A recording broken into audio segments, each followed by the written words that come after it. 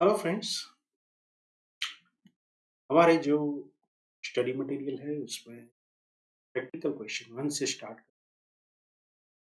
यहाँ पर चार अलग अलग क्वेश्चंस दिए हैं और प्रैक्टिस के लिए बहुत बढ़िया है। चलिए शुरू करते हैं।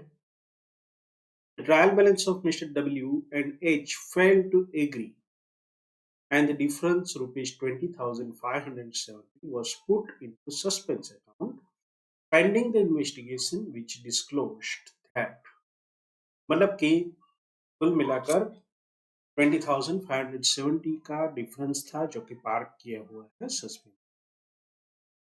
तो यहाँ पर हम जो एंट्रिया करेंगे उसमें हम देखेंगे कि जहां जहां पर भी सस्पेंस अकाउंट में देंगे तो purchase return day book has been correctly entered and totaled at 6160 but has not been posted to the ledger. That means ledger में पोस्टिंग नहीं हुआ था, लेजर में पोस्टिंग नहीं हुआ था। परचेज रिटर्न का बैलेंस क्या होता है? परचेज रिटर्न जो होता है वो क्रेडिट होता है। क्योंकि परचेज जो होता है वो डेबिट बैलेंस होता है, परचेज रिटर्न क्रेडिट होता है। तो 6160 हम क्रेडिट करेंगे और डेबिट किस अकाउंट का करेंगे? Of course suspense account. तो ये जो पहली एंट्री है हमारी वो क्या बन जाएगी? Suspense account debit 6160 to return outward 6160। मैं यहाँ पे शॉर्ट फॉर्म लिख रहा हूँ, प्लीज एग्जाम में मत लिखना। नरेशन अच्छी तरह से लिखना। नरेशन में आमतौर पर जो चीजें यहाँ पर दी होती है वही लिखना। So this was the first. Second is discount received 1320 has been debited to the discount allowed. तो यहाँ पर आप देखेंगे कि रिसीव्ड हुआ है तो उसके बजाय कहाँ डेबिट कर दिया? अलाउड में। तो दोनों जगह पर हमें क्रेडिट करना पड़ेगा, discount received as well as discount allowed. तो दोनों को क्रेडिट करेंगे तो डेबिट किसको करेंगे?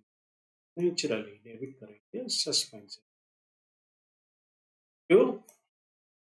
डिस्काउंट अलाउड डिस्काउंट रिसीव्ड कितना को कर रहा है? 1320 तो ये डेबिट कितना से होगा? 2640 से। तीसरा जो है हमारा वो है sales account has been under added by ₹10। तो सेल्स अकाउंट को क्या करना है? क्रेडिट करना है। तो सस्पेंस अकाउंट का डेबिट बन जाएगा 10,000 से सेल्स अकाउंट।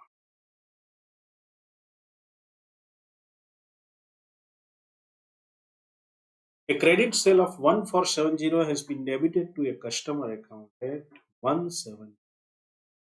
तो यहाँ पर जो मिस्टेक है वो कितने की है? क्रेडिट सेल जो हुआ था वो 1470 था, जबकि has been debited to the customer account 1740। Customer को ज्यादा डेबिट तो पैसा वापिस करना। कितने वापिस करेंगे?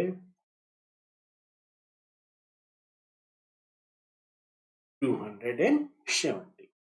तो ये 270 कस्टमर को क्रेडिट करेंगे तो डेबिट किसको करेंगे? Of course suspense 270 to creditor of customer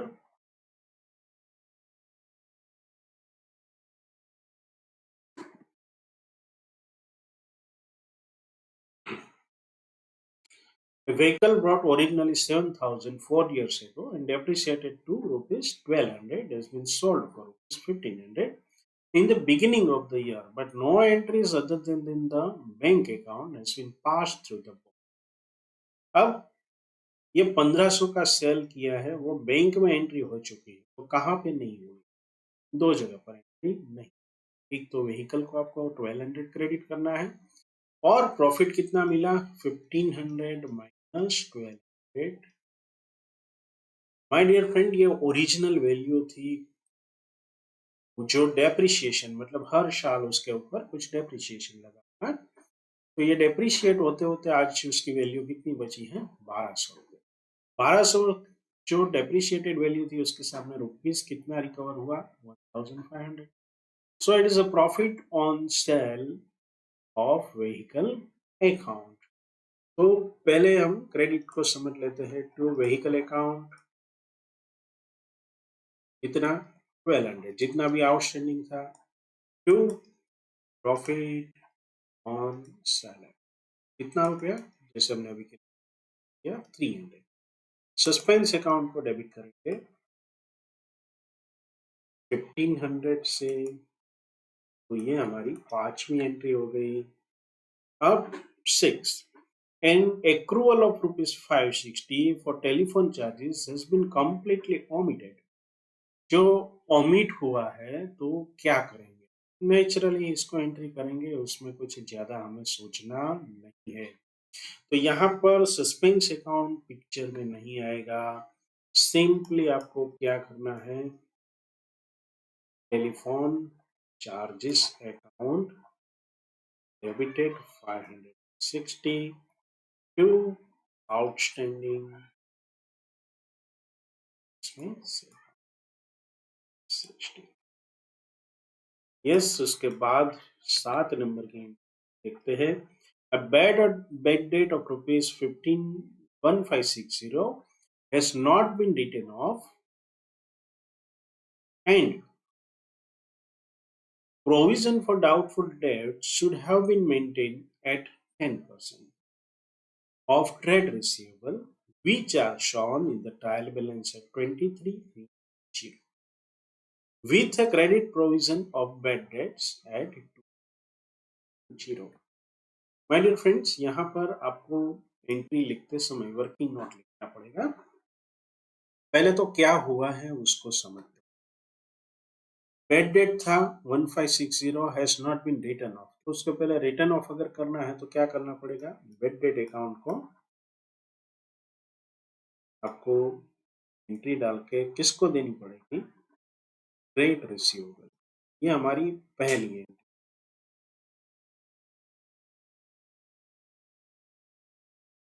1560 ये बेड डेट अकाउंट साल के अंत में कहाँ डेबिट होगा, प्रॉफिट एंड लॉस में। सो ये हमारा वर्किंग नोट, ये बेड डेट जो है दैट विल बी द, यहाँ पर मैं साइड में कर लेता हूँ, आपको लास्ट पेज पे करना है। Bad date will be debited to P&L account at the end of the year। Okay, अब हमें जो करना है थोड़ा और कैलकुलेशन करना है, समझना है कि हमने इसमें क्या करना है।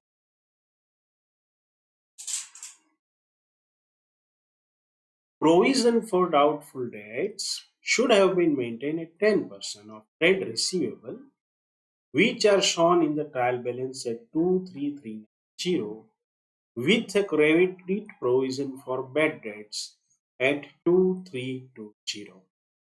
तो पहले जो है हमें ये 23 टू 390 को देखना है। तो यहाँ पर मैं वर्किंग नोट यहाँ पर ही बना लेता हूँ ताकि आप समझने में आसान हो। कितना ट्रेड रिसीवेबल है एज पर बुक, 23,390। अब आपने देखा होगा कि हमने जो एंट्रियां डाल रहे थे उसमें एक एंट्री थी जिसमें हमने 270 रुपीज का चेंज किया, entry number 4। A credit sale of rupees 1470 has been debited to the customer account 170। उसका मतलब क्या है कि कस्टमर के अकाउंट में जो हमने क्रेडिट दिया तो ये ट्रेड डिस्काउंट लेस हो जाएगा कितनी अमाउंट से, 270 से। ये जो 1740 माइनस 1470 वाला है तो ये 270 यहाँ से लेस होगा। अब इनमें से बेड डेट आपने राइट ऑफ कर दिया, राइट ऑफ कर दिया तो सिंपली क्या होगा कि आउटस्टैंडिंग और कम हो जाए। तो ये आउटस्टैंडिंग अब कितना बचा, 23,390 minus 270 minus 1560 21,560। अब ये 21,560 पर 10% प्रोविजन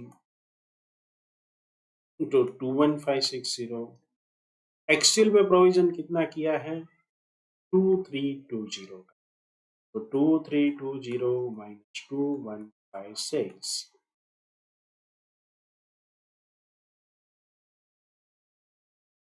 164 का प्रोविजन ज्यादा है। तो ये जो प्रोविजन ज्यादा है उसको क्या करना पड़ेगा, ऑफ कोर्स इसकी एंट्री हमें डालनी पड़ेगी। कहां से डालेंगे, नेचुरली ये जो एंट्री डालेंगे वो हमें प्रॉफिट एंड लॉस पर इम्पैक्ट होगा। तो यहाँ पर आपको प्रोविजन जो है, प्रोविजन फॉर बैड डेट वो 164 से ज्यादा हो गया है तो डेबिट करेंगे। क्रेडिट किसको देंगे, टू पी एंड एल 160। मैं इसको दोबारा एक्सप्लेन करता हूँ क्योंकि नेचुरली मुझे भी लगता है कि इसका क्लैरिफिकेशन एक बार दोबारा करना चाहिए। चलिए समझते हैं। हमारा एक एंट्री यहाँ पर छूटा है, bad debt of ₹1,560 has not been written. उसको हमें क्या करना पड़ेगा, बेड डेट अकाउंट को डेबिट करना पड़ेगा 1560 से और ट्रेड रिसीवेबल को क्रेडिट करना पड़ेगा। ये एंट्री में कोई गड़बड़, इट इज क्वाइट क्लियर। दूसरी जो एंट्री है उसमें हमें कैलकुलेशन करना, क्यों करना है कि यहाँ पर 23,390 का जो फिगर दिया था 23,390 का, उसमें ये 4 नंबर की एंट्री वजह से 270 रुपीज लेस होता है। एक ये 270 माइनस कर दिया। दूसरा अभी हमने बेड डेट को राइट ऑफ किया, बेड डेट राइट ऑफ करते हैं तो हमारा रिसीवेबल कम हो जाता है। क्या हो जाता है, कम हो जाता है। तो अब हमारे पास रिसीवेबल कितना बचता है 23,390 माइनस 270 माइनस 1560 तो 21,560। इसके ऊपर अगर 10% प्रोविजन किया तो वो कितना बनेगा 2156 को। At the time of entry it was 230, तो 230 की एंट्री डाली थी तो कितने का एक्सेस प्रोविजन हो गया 164। तो उसका एक्सेस प्रोविजन जो है ये सस्पेंस अकाउंट में नहीं जाएगा, ये कहाँ जाएगा, प्रॉफिट एंड लॉस अकाउंट। इसीलिए मैं आपको दोबारा समझा रहा हूँ कि ये प्रोविजन फॉर बैड डेट को डेबिट करेंगे और to P and L account को credit. So that was the importance of that entry. अब इसके बाद इसकी नेक्स्ट एंट्री करते हैं।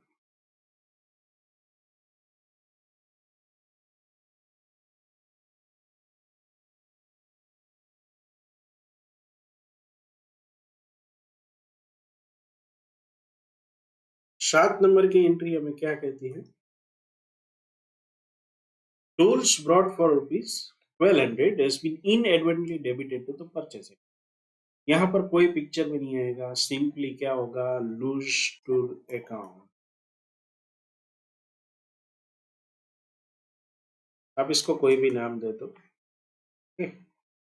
तो ये कितने से डेबिट करना है 1200 से टू परचेज अकाउंट।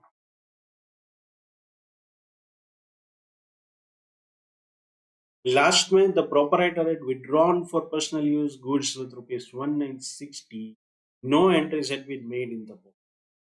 मतलब ये पूरे की तरह ओमिशन का केस है। ओमिशन का केस है तो सस्पेंस अकाउंट को नहीं टच करते, डायरेक्ट एंट्री कर देते हैं। तो ये जो हो जाएगा drawing account debit, purchase account credit 1960 यहाँ से हमारा काम पूरा होता है नहीं। हमें अभी क्या करना है, सस्पेंस अकाउंट को बनाना। तो चलिए सस्पेंस अकाउंट बनाते हैं। तो पहले देख लेते हैं सस्पेंस अकाउंट में एंट्री कितनी है। तो सस्पेंस अकाउंट में कितनी एंट्री पड़ी है तो देख लेते हैं। एक हमारा ये डेबिट है 6160,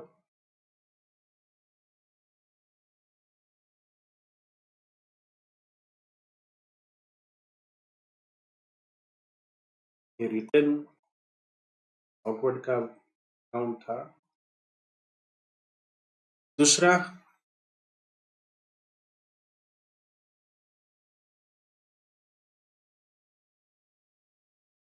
सस्पेंस अकाउंट डेबिट 2640, ये डिसअलाउंस वाला मतलब ये डिस्काउंट रिसीव्ड का था और डिस्काउंट अलाउड, दोनों मिलाकर कितनी एंट्री थी 2624। आपको 2 एंट्री लिखनी है तो आप लिख सकते हो।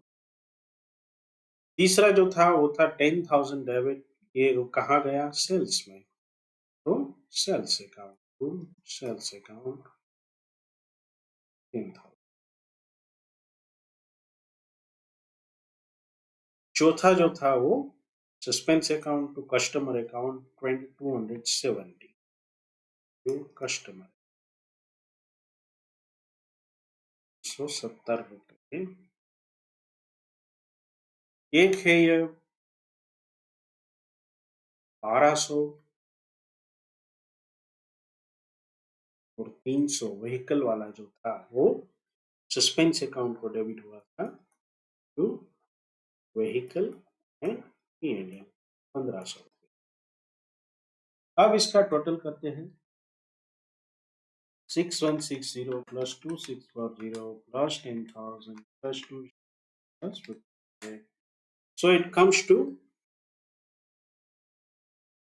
यहाँ के बाद मेरे ख्याल से सस्पेंस में एंट्री नहीं थी, फिर भी एक बार चेक कर लेते हैं। आप अगर साथ में मेंटेन सस्पेंस अकाउंट करना चाहते हो तो कर सकते हो, which ever the best practice. तो यहाँ पर कोई प्रकार की और एंट्री नहीं है, इसकी जो वैल्यू होती है क्या है 20,570।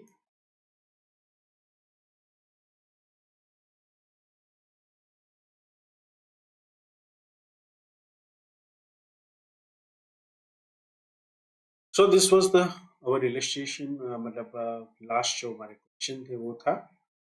तो आई होप कि आपको क्लियर हो गया होगा।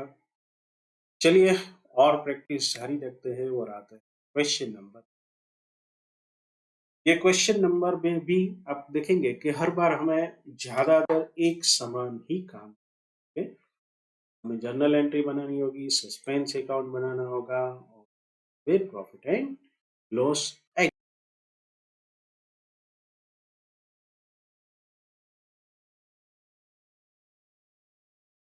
On going through the trial balance of all bearing company, you find that the debit is in excess of by rupees 150. This was credited to the suspense account on a close scrutiny of the book. The following mistake were noticed. एक चीज यहाँ पर दे दी गई है तो सबसे पहले हम सस्पेंस अकाउंट में इसका नोटिंग कर लेते हैं ताकि हम बाद में भूल न जाए और डिफरेंस गलत ना।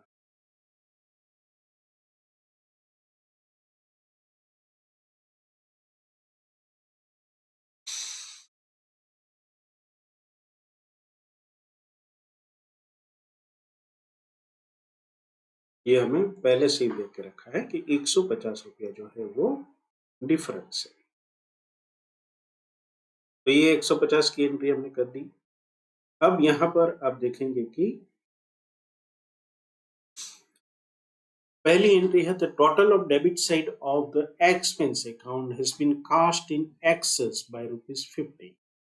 तो ये 50 रुपए का जो है वो एक्सपेंस अकाउंट को क्या करना है, एक्सेस कास्ट किया था तो क्रेडिट करेंगे, तो डेबिट किसको करेंगे suspense account. So suspense account will be debited कितना रुपए 50 रुपए। To expense account. कितना रुपया? Second, the sale account has been total in short by ₹100। Short किया था तो क्रेडिट करना पड़ेगा, तो suspense account will be debited.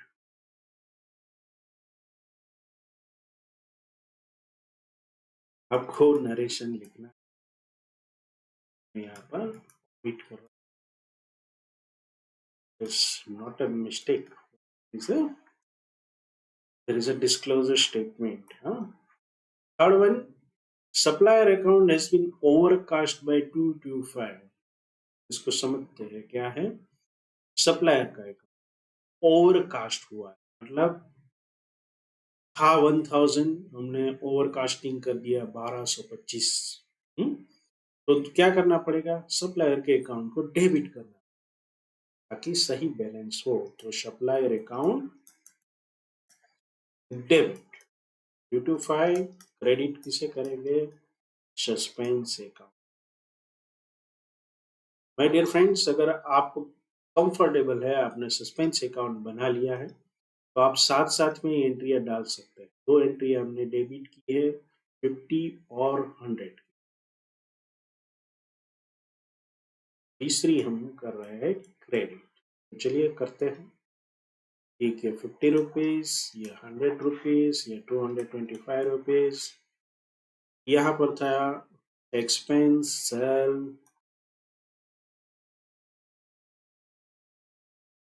यहाँ पे था बाय शक्ल।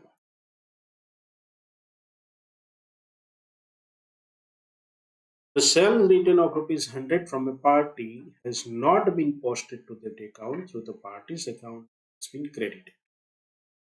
Okay, sales return हुआ है, has not been posted to that account, मतलब sales return account में डेबिट नहीं हुआ है, पार्टी का अकाउंट हो चुका है, तो हमें उसको सोचना नहीं है। तो किसको डेबिट करेंगे? Sales return account. क्रेडिट किसे करना है? Suspense account.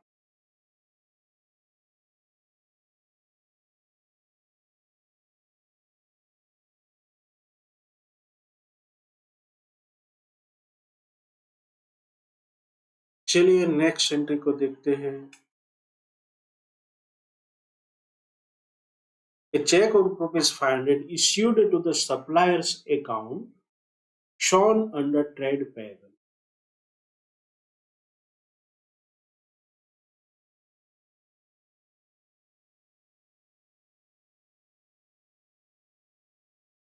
$500 issued to the supplier account shown under trade payable towards its due has been wrongly debited to the purchaser.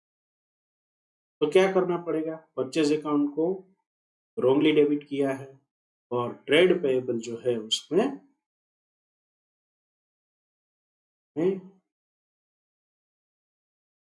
Debit करना था, तो रॉन्गली डेबिट हुआ है, तो पहले परचेज अकाउंट को हम क्रेडिट देंगे और ट्रेड पेएबल अकाउंट में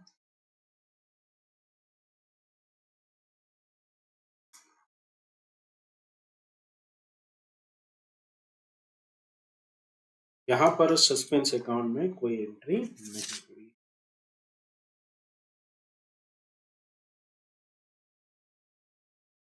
Sixth one, a credit sale of ₹50 has been credited to the sales and also to the trade receivable। मतलब सेल हुआ था, सेल्स को तो क्रेडिट कर दिया, लेकिन ट्रेड रिसीवेबल अकाउंट को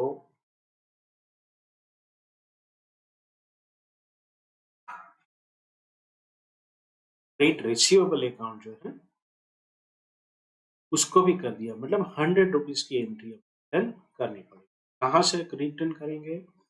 जहां पर हमने गलत क्रेडिट दिया है। गलत क्रेडिट किसको दिया है? ट्रेड रिसीवेबल को, सॉरी सेल्स रिटर्न को। तो इस पे हम एंट्री कुछ इस प्रकार से डालेंगे।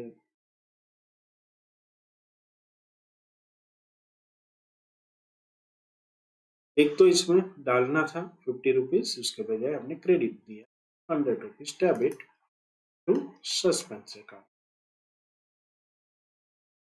यहाँ पर 100 रुपीज सस्पेंस अकाउंट को क्रेडिट किया है by paid receive, sorry, sales return.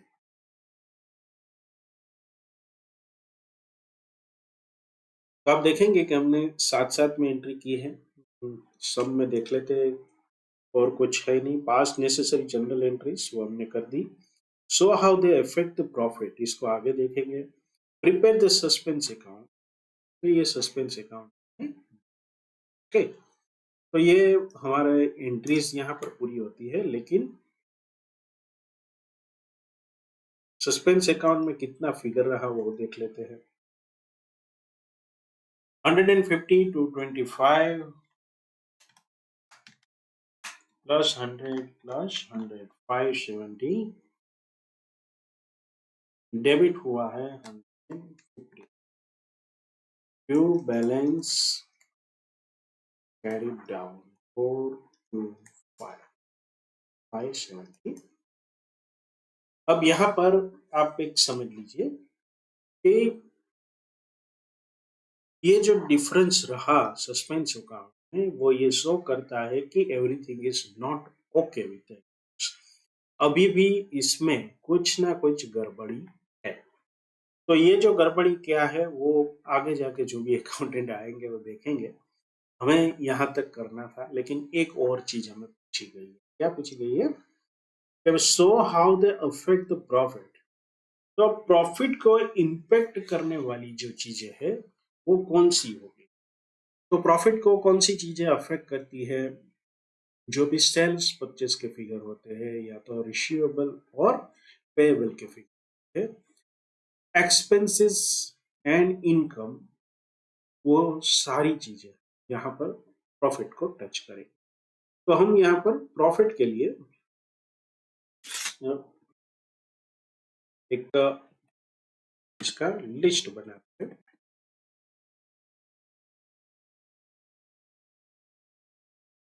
मान लीजिए कि ये प्रॉफिट अकाउंट है, इसको थोड़ा सा भूल जाइए। यहाँ पर आप समझ लीजिए कि हम इंक्रीज कर रहे हैं, यहाँ पर डिक्रीज कर रहे हैं। तो कौन सी आइटम इंक्रीज वाली है, कौन सी डिक्रीज है? देखिए, total of the debit side of the expense account have been casted in excess. तो ये एक्सपेंस अकाउंट को टच किया था, एक्सेस कास्ट किया था 550। तो ये क्या करेगा? आपने पहले एक्सपेंस ज्यादा दिखा, लेकिन अब क्या है, एक्सपेंस कम हो गया, तो प्रॉफिट क्या होगा? इंक्रीज। एंट्री नंबर 1 से। अब आते हैं second, sales account has been total in short by 100। Short दिखाया गया था सेल्स, अब सेल्स इंक्रीज हुआ, उसका मतलब क्या है? प्रॉफिट भी बढ़ा। प्रॉफिट बढ़ा तो ये 2 नंबर की एंट्री, सेल्स 100 रुपीज। तीसरा, supplier account has been overcast. तो इसकी कोई इम्पैक्ट यहाँ पर डायरेक्ट नहीं पड़ेगी, क्योंकि ये अकाउंट प्रॉफिट एंड लॉस को touch. The sales return of rupees 100 from a party has not been posted to that account of the party's account। अब ये सेल्स रिटर्न को जो आपने एंट्री की है उसकी इम्पैक्ट पड़ेगी, क्योंकि उससे हमारी इनकम पर असर होती है, तो प्रॉफिट एंड लॉस में भी पड़ेगी। तो सेल्स रिटर्न का क्या होगा? 100 रुपीज आपका प्रॉफिट कम होगा। अब आते हैं फिफ्थ नंबर पर, cheque of ₹500 issued to the supplier account shown under the trade payable. इसकी कोई इम्पैक्ट होगी?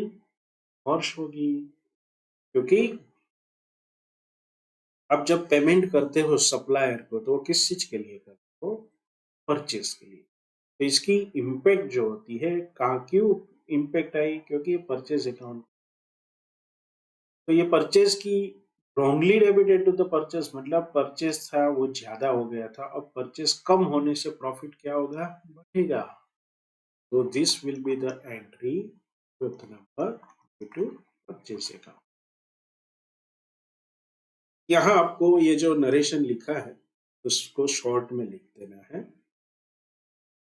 यहाँ पर मैंने सिर्फ अकाउंट के नाम लिखे हैं। तो यहाँ पर आप देखेंगे कि कुल मिलाकर इसका टोटल 650 होता है, इसका 100 होता है। तो नेट इंक्रीज जो हुआ प्रॉफिट में कितना हुआ 550।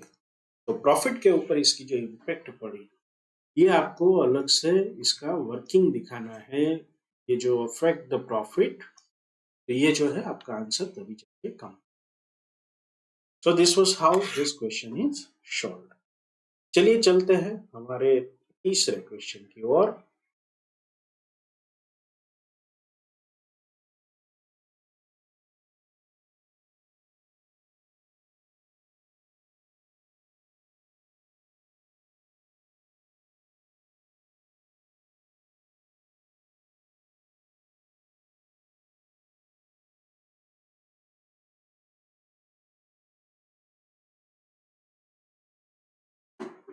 Mr. A closed his books of account on September 30, 21, in spite of a difference in the trial balance. The difference was rupees 830 with the credit being sought. It was carried forward in a suspense account in 2022 following errors were located. मतलब क्या है? इस suspense account में already 830 रुपये उन्होंने डाल दिया और उसके बाद आगे पोस्टिंग किया। तो हम जब भी ऐसे कोई भी सम सोल्व करेंगे तो पहले क्या करेंगे, सस्पेंस अकाउंट को बना लेंगे। कभी कभी आपको बनाने के लिए नहीं कहा गया होगा तो भी आपको क्या करना पड़ेगा, इसे बना। क्यों? क्योंकि वो आपको वर्किंग नोट के तौर पर बहुत ही काम। तो यहाँ पर आप इसको सस्पेंस अकाउंट को बना लेंगे। मतलब इसमें अब जब भी आंसर लिखे एग्जाम में तो आपको क्या करना है, जर्नल के लिए 2 पेज छोड़ना है, फिर अकाउंट्स बनाने हैं तीसरे पेज पर, चौथे पेज पर आप अगर कोई और अकाउंट है तो एग्जाम में कभी आपको नंबर ऑफ पेज की चिंता नहीं करनी है। आईसीए आपको बढ़िया सा पेपर देता है जिसमें आप बहुत कुछ लिख सकते हो। सो ऑलवेज टेक केयर कि आपका जो प्रेजेंटेशन बढ़िया हो।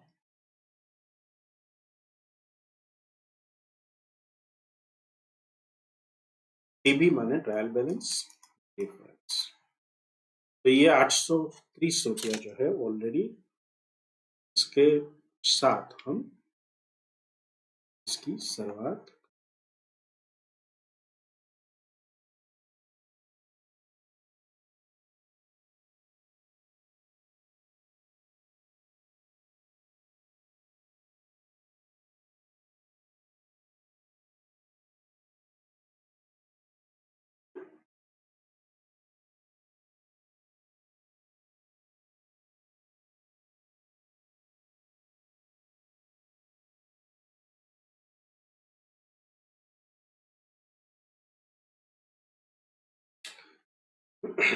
The sale of rupees 2,300 was posted to the credit of Mrs. Mala.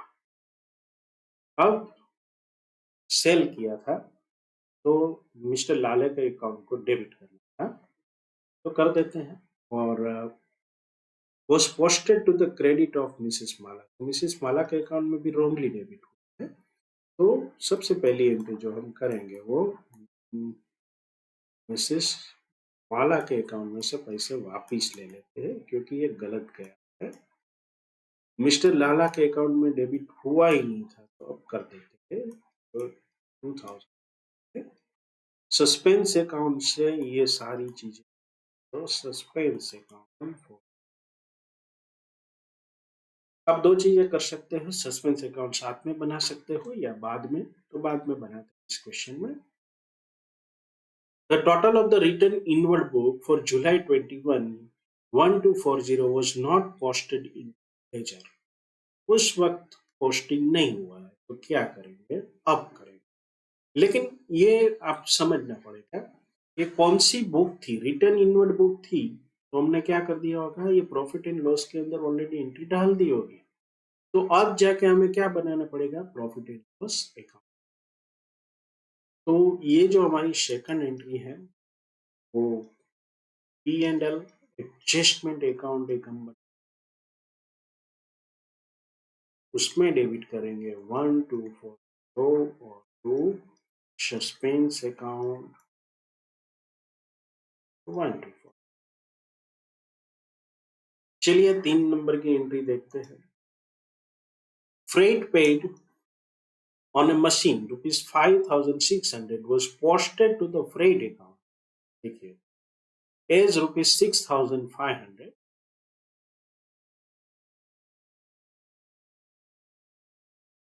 Depreciation is charged on this machine, 10% depreciation charge.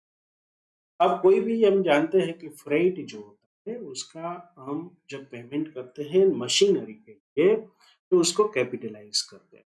तो ये कैपिटलाइज हुआ नहीं था और ओरिजिनल अमाउंट कितनी पे की थी, 5,600। तो सबसे पहले किसको डेबिट करेंगे, मशीन अकाउंट को। कितनी अमाउंट से, 5,600। अब फ्रेट अकाउंट जो है वो क्या है, एक्सपेंस अकाउंट। तो इसका तो जब साल के अंत में हमने क्या होगा, एक्सपेंस अकाउंट को प्रॉफिट एंड लॉस में ट्रांसफर कर दिया होगा। तो अभी किसको डेबिट करेंगे, of course profit and loss adjustment को। कितना रुपीस है उसको क्रेडिट करना है ना, क्योंकि गलत डेबिट हुआ। Profit and loss adjustment account 6,500। ये दोनों का जो डिफरेंस बचा वो कहाँ डेबिट होगा, suspense account. My dear friends, ऐसी एंट्रियां जो होती है इसको अच्छी तरह से आपको समझ लेना है, मार्किंग भी करना है और एग्जाम के समय इसको रिफर करके जाना है, क्योंकि ये बहुत ही खूबसूरत एडजस्टमेंट है। दोबारा करना समझते हैं। फ्रेट पेड ऑन मशीन मतलब इसको कैपिटलाइज करना था, नहीं हुआ तो क्या कर दिया, आज डेबिट कर मशीन का। ओके, उसके बाद क्या हुआ, एज 6,500 मतलब एक तो 5,600 था, उसके बजाय 6,500, दूसरी गलती थी। एक गलती थी वो क्या थी, एरर ऑफ प्रिंसिपल, दूसरी एरर ऑफ कमीशन। तो ये जो है कमीशन की एरर, उसमें क्या हो गया, 6,500 फ्रेट अकाउंट को डेबिट किया था, लेकिन फ्रेट अकाउंट तो अब नील हो चुका है। तो उसके बजाय किसको क्रेडिट करेंगे, profit and loss adjustment account को, उसको क्रेडिट कर दिया। तो कुल मिलाकर डिफरेंस कितना बचा, सस्पेंस है डेबिट कर। सो चलते हैं नेक्स्ट एंट्री की और while carrying forward the total in the purchase account, लेकिन यहाँ पर एक और चीज लिखी है उसको भी हमें समझना। 10% depreciation is charge on this machinery. तो उसका मतलब क्या हुआ, ये 5,600 पर अभी तक डेप्रिसिएशन चार्ज नहीं हुआ। तो चलिए इसको डेप्रिसिएशन चार्ज करना है, तो कहाँ से करेंगे, डेप्रिसिएशन अकाउंट तो बंद हो चुका है, तो P and L adjustment account 5,600 amount थी तो 560 रुपीज डेप्रिसिएशन होगा। क्रेडिट किससे करेंगे, यहाँ पर सस्पेंस अकाउंट को नहीं, लेकिन प्लांट एंड मशीनरी, ये जो अकाउंट है ना इसको आपको क्रेडिट करना है, मशीनरी 60, तब जाके 3 नंबर की एंट्री पूरी होगी। अब 4 नंबर पर है,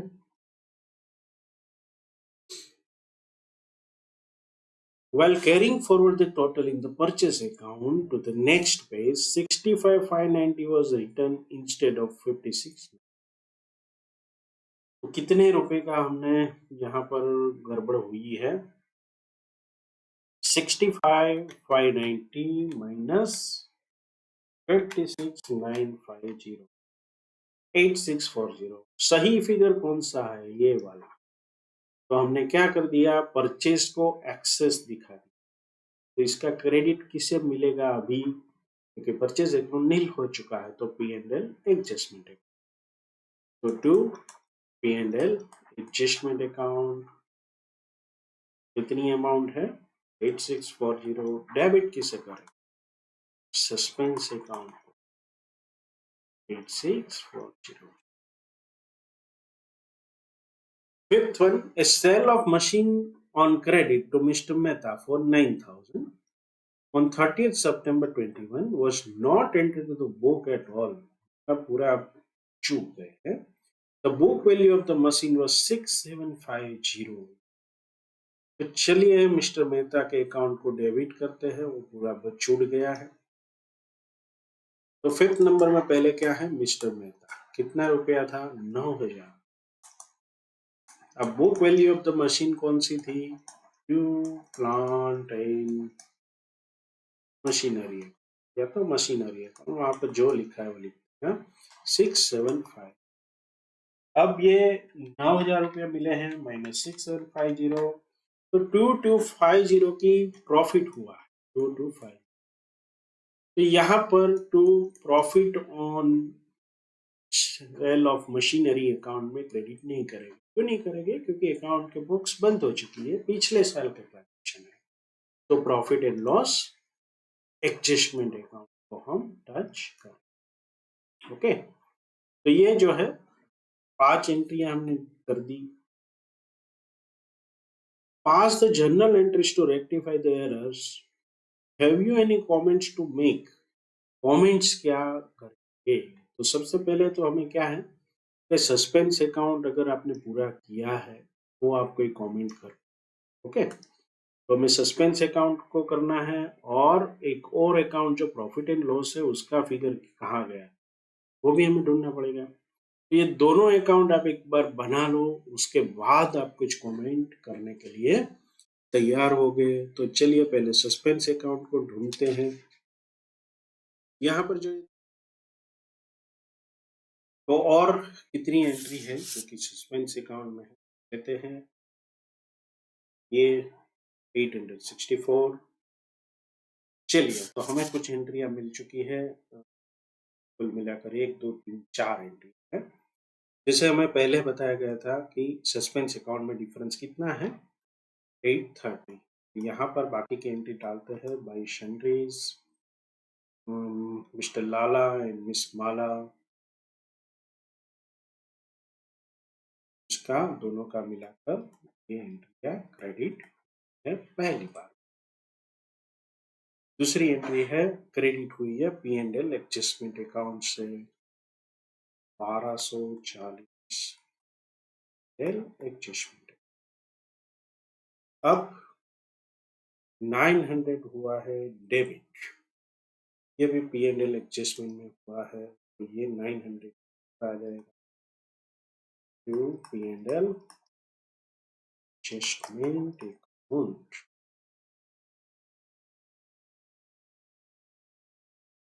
$864 की एंट्री जो है वो शायद ओके, दिस इज 8640।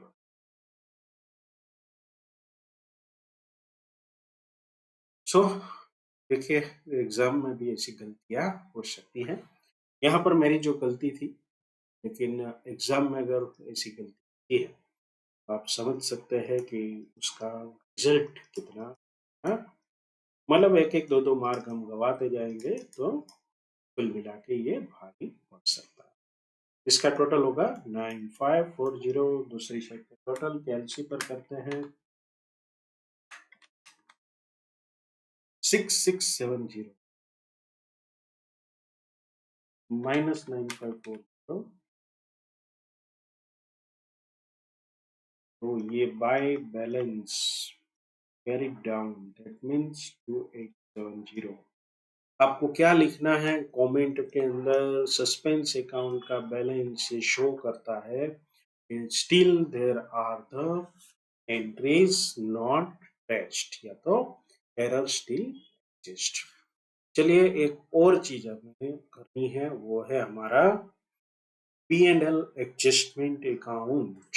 उसको भी हम बना लेते हैं।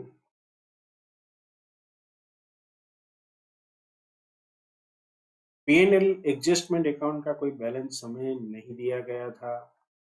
ये जो एडजस्टमेंट अकाउंट है वो एंट्री किस प्रकार की है? फॉर प्रायोर डेट आइटम्स, मतलब पिछले फाइनेंशियल ईयर।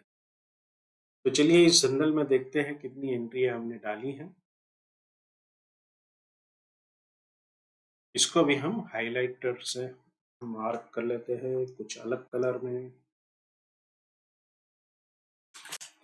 एक तो ये है P&L एडजस्टमेंट अकाउंट 1240। एग्जाम में आपको ऐसा कुछ नहीं करना है हाइलाइटर वगैरह, क्योंकि वो प्रोहिबिटेड।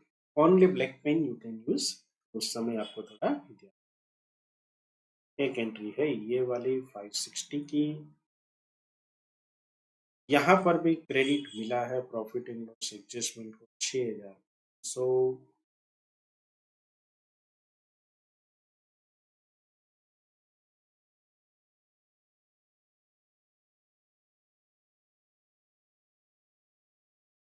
एक है ये वाला 8640। एक है 22। चलिए इसको जॉट डाउन कर लेते हैं।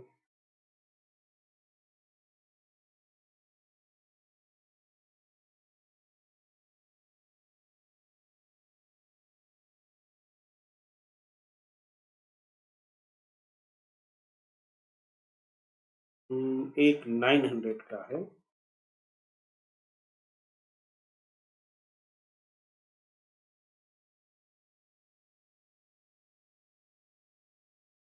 सॉरी, ये 900 और 56 कुल मिलाकर ये एंट्री कितने की थी? 6000।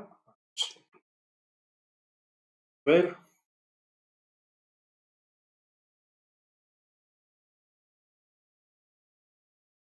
8640 by suspense account 864 2250 mister Mehta.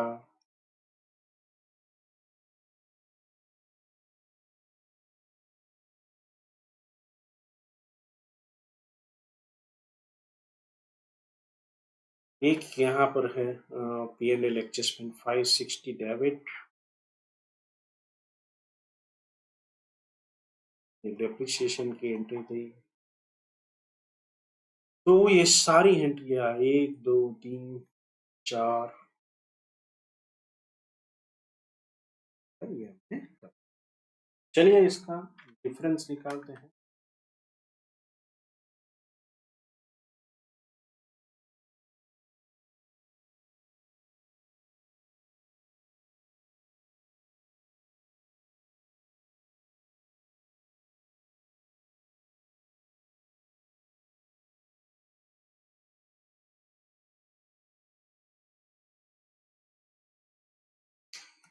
इसकी ट्रीटमेंट क्या होती है?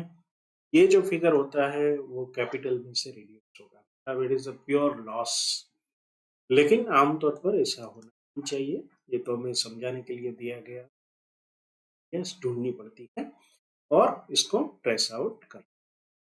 नहीं तो ये क्या इम्पेक्ट करेगा? हमारी कैपिटल कम हो जाएगी। अभी आपने देखा कि सस्पेंस अकाउंट में भी एंट्री टैली नहीं हुई, यहाँ पर भी डिफरेंस आ रहा है। It means there is something is not wrong. लेकिन हमारा सम यहाँ पर अब तो होता है। चलिए चलते हैं 4 नंबर के क्वेश्चन पर। ये भी अच्छा खासा क्वेश्चन है। 1 2 6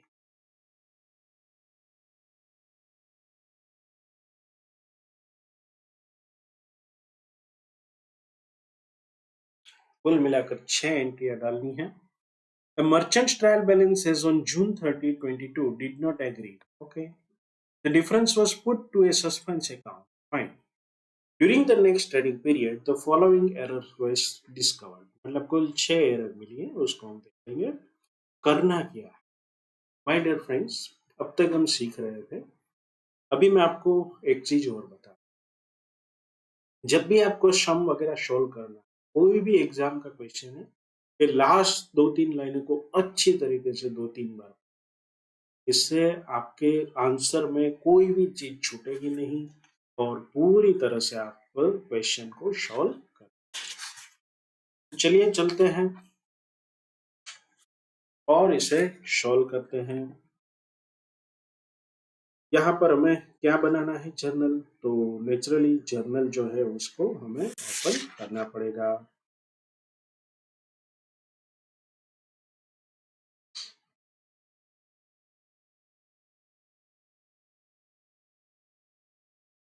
हमें कुछ अकाउंट्स बनाने की भी आवश्यकता रहेगी, या तो सस्पेंस अकाउंट या P&L एडजस्टमेंट अकाउंट, जैसा हम हर बार बनाते हैं। तो चलिए, सबसे पहले the total of the purchase book of one page 4539 was carried forward to the next page is 4593। मतलब उल्टा पुल्टा कर दिया, 39 का 93। ओके, तो डिफरेंस कितना रहा, डिफरेंस कितना होगा, 4593 माइनस 4539,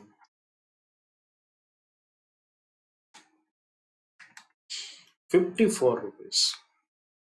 माय डियर फ्रेंड्स, जहाँ एक डिजिट का ऐसी यहाँ पर अदला बदली होती है, तो वो जो मिस्टेक होगी वो 9 के मल्टीपल में होगी। 9 6 मतलब आप जो करेंगे तो 9 6 54।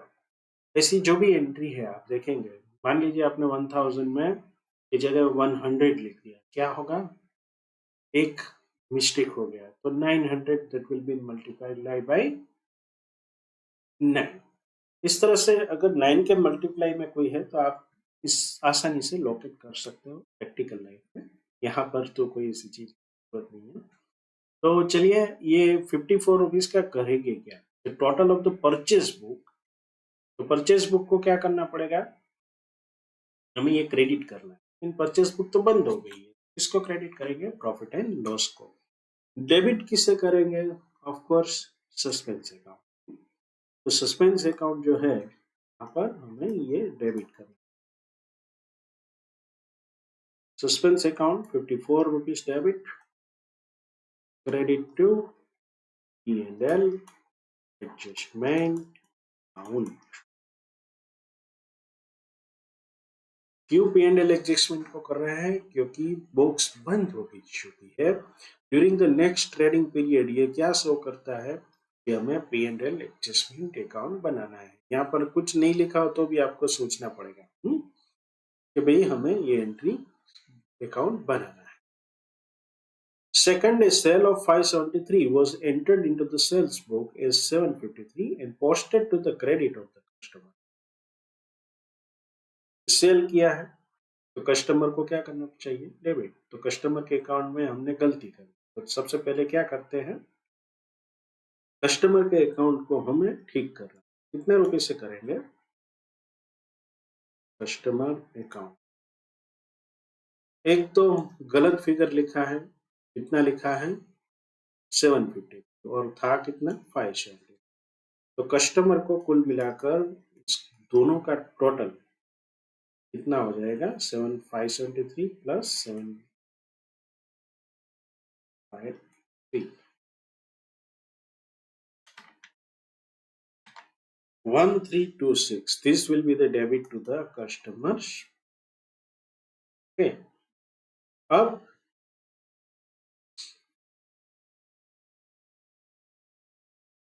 ये दोनों का डिफरेंस कितना, 753 माइनस 573, तो 180। Once again in multiple of 9। Okay, 180 रुपए का फर्क आया है, ये इसको क्या करेंगे, इसके कारण प्रॉफिट एंड लॉस को असर हुआ। प्रॉफिट एंड लॉस जो था वो बढ़ गया है 180 से, तो उसके कम करना पड़ेगा। तो यहाँ पर तो प्रॉफिट एंड लॉस नहीं है, तो किसको कम करेंगे, P&L एडजस्टमेंट अकाउंट को। तो ये डेबिट करेंगे 180 से। तो ये पूरी राशि कहाँ जाएगी, टू सस्पेंस अकाउंट। इस दोनों का टोटल जो होगा वो सस्पेंस अकाउंट को क्रेडिट करेंगे 1506 से। So this was the first entry, this was the second. Now we are moving to the third entry. A return to a creditor 510 was entered into the written inward book। Creditor को, इसका मतलब क्या है, it is purchase return. So it will be written outward. Okay. So इसको हमें करना है. However, the creditor's account was correctly posted. उसका मतलब क्या है? पहली बात तो ये समझ लीजिए, रिटर्न इनवर्ड हो या रिटर्न आउटवर्ड, इम्पैक्ट किसे करेगा? प्रॉफिट को. अल्टीमेटली सभी फिगर कहाँ जाएंगे? प्रॉफिट में जाएंगे. तो पहले इसकी इम्पैक्ट समझते हैं. रिटर्न टू ए क्रेडिटर मतलब 510 प्लस 510 कितनी इम्पैक्ट होगी? इससे प्रॉफिट बढ़ना चाहिए. क्यों बढ़ना चाहिए? क्योंकि आपने रिटर्न आउटवर्ड की जगह पर रिटर्न इनवर्ड कर. हाँ, तो इतने से प्रॉफिट बढ़ेगा. प्रॉफिट बढ़ना मतलब किसको क्रेडिट करना है? To P&L adjustment 1020. डेबिट के लिए हमारे पास simple account, suspense account. My dear friends, एक बात आपको ध्यान रखनी है, कहाँ पर सस्पेंस का यूज करना है, कहाँ पर P&L का करना है, वो आपको क्लियरली दिमाग में रखना. जो भी इनकम एक्सपेंडिचर वाले अकाउंट है वो कहाँ पर इम्पैक्ट होते हैं? P&L. दूसरे सभी अकाउंट अगर डायरेक्ट कोई अकाउंट है, जैसे एंट्री ओमिट हो गई तो क्या मतलब है इसका? तो उसमें सस्पेंस अकाउंट बीच में नहीं है. बाकी सभी अकाउंट में सस्पेंस अकाउंट से आपको गुजरना है. ओके. अब 4 नंबर की एंट्री है, वो क्या कह रही है? Case received from C Das, rupees 620 was posted to the debit of G Das. Okay. तो यहाँ पर रिसीव्ड हुआ था तो उसको क्रेडिट करना था, लेकिन जी दास को पोस्ट कर दिया. मतलब दोनों के अकाउंट में पहले क्रेडिट करना, और डेबिट किसे करेंगे? सस्पेंस अकाउंट को. तो ये जो है वो सस्पेंस अकाउंट है. क्रेडिट किसे करेंगे? मिस्टर सी दास को, क्योंकि उन्होंने पैसा दिया था और हमने क्रेडिट नहीं किया है. ओके, तो अभी कर देते हैं. मिस्टर जी दास के अकाउंट में क्या हुआ था? गलत हुआ था, तो ये 620 उसके अकाउंट में करेंगे. कुल मिलाकर 1240 रुपये. ये अकाउंटेंट लकी होगा, अगर उन्होंने लियो दास के अकाउंट में क्या किया होता, ये डेबिट कर दिया होता तो क्या होता वो आप फिल्म देख के पता कर लेना. ओके, चलिए चलते हैं 5th नंबर पर. Goods worth rupees 840 were dispatched to a customer before the close of the year, but no invoice was made. चलिए, एक नई कहानी. क्या हो गया? इनवॉइस नहीं बना था, लेकिन गुड्स तो डिस्पैच हो गए. गुड डिस्पैच हो गया तो उसका मतलब क्या है? It is a sales transaction. Sales transaction का मतलब क्या है? Profit should increase. नहीं हुआ था, अब कर देते हैं. क्या करते हैं? कस्टमर अकाउंट को डेबिट. प्रॉफिट अकाउंट अब बंद हो चुका है क्योंकि पिछले साल का था, तो अभी क्या होगा? हमारे पास एडजस्टमेंट है, उसको क्रेडिट करें. 6th one, goods worth rupees 1000 were sent on a sale or return basis to a customer and entered into the sales book at the close of the year. The customer still had the option to return the goods. The sale price was 20% above the cost. Okay. अब option किसके पास है? Customer के पास है. तो हम ये मानते हैं कि ये गुड्स जो है वो हमारी इन्वेंट्री में पड़ा है, लेकिन ये 1000 रुपीज का जो बिलिंग हुआ था वो एक्चुअल कॉस्ट नहीं, वो इन्वेंट्री कॉस्ट नहीं. इन्वेंट्री कॉस्ट क्या होगी? कम होगी, लेकिन कितनी होगी कैसे पता चलेगा? The sale price was rupees 25% of cost. My dear friends, इसको आपको इसका कैलकुलेशन समझना है. ये 1000 है, वो 125% है. कैसे? 100% कॉस्ट एंड 25% अबव कॉस्ट, तो 125% है. तो अब इसका 100% जो है वो कितना होगा? तो इसको फाइंड करने के लिए आपको क्या करना पड़ेगा? 1000 minus so multiply 100 divided by 125. तो उसका जो जवाब आता है वो 800 आता है. आपको इस समझ में नहीं आया तो मैं दोबारा समझाता हूँ. ये 1000 रुपीज जो है वो क्या है, sales price plus profit margin. Profit हम कितना लेते हैं, 25% अबव कॉस्ट। अबव कॉस्ट यहाँ पर लिखा है, उसका मतलब क्या है, कॉस्ट के ऊपर 800 रुपया कॉस्ट थी, उसका 25% 200, उतना रुपया हमने 1000 रुपये का बिलिंग किया। इसमें गलती स्टूडेंट कहाँ करते हैं, स्टूडेंट क्या करते हैं, ये 1000 पर 25 कर देते हैं, तो ये पूरा गलत हो जाता है। ये फिगर 750 नहीं होगा, कितना होगा, 800। और ये बहुत ही सिंपल है, 1000 डिवाइडेड बाय अगर आप 125% करते हो तो भी सीधा 800 आ जाएगा। ओके, सो पोस्टिंग इन्वेंट्री को क्या करेंगे, डेबिट करेंगे। हम ये मानते हैं कि स्टॉक अभी तक बेचा नहीं गया, डेबिट इन्वेंट्री, डेबिट 800।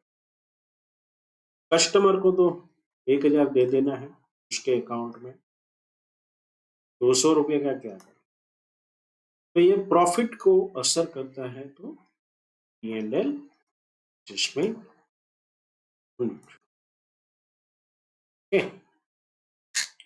चलिए आगे बढ़ते हैं। फाइन, ये लास्ट ट्रांजेक्शन था। You are required to give journal entries to rectify the error, वो हमने कर दिया। So as to show the current year's profit और लॉस करेक्ट। तो यहाँ पर प्रॉफिट एंड लॉस अकाउंट को करेक्टली दिखाने की बात है, तो हमें करेक्टली दिखाने के लिए क्या करना चाहिए, profit and loss adjustment account जो है उसकी एक एंट्री हमें डालनी पड़ेगी।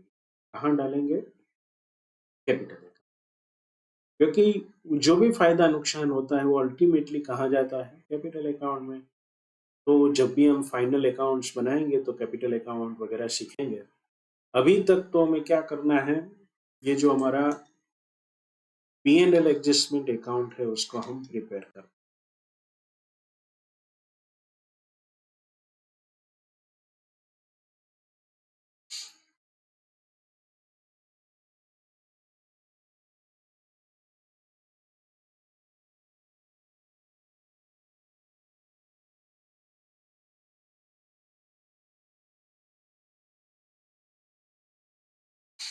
हमारे राष्ट्रपिता महात्मा गांधी जी ने कहा है कि बैड हैंड राइटिंग है वो आपका एजुकेशन अभी अधूरा है, इस बात को साबित करता है।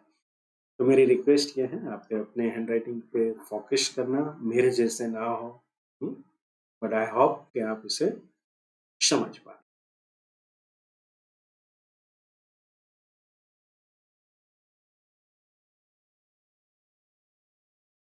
ये क्या है, प्रायोर पीरियड हम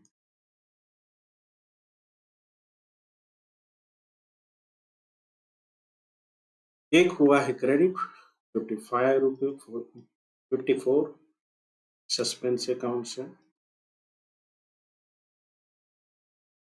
दूसरा हुआ है डेबिट, ये भी सस्पेंस अकाउंट है 180, तीसरी एंट्री 1020, सभी सस्पेंस वाली है, डायरेक्ट फिगर ही लिखता हूं मैं।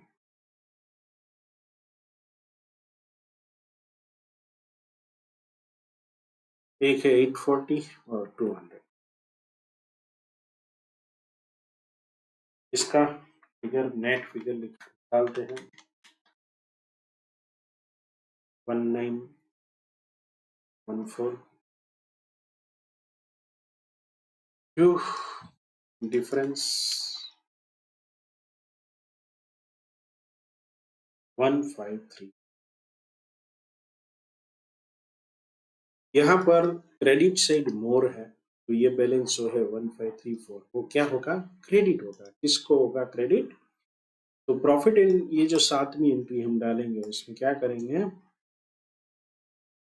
P&L एडजस्टमेंट अकाउंट, उसको डेबिट करेंगे 1534 से, और टू कैपिटल अकाउंट जिसकी भी होगी उसकी कैपिटल अकाउंट में 1534। Okay, so this is how this some is sold.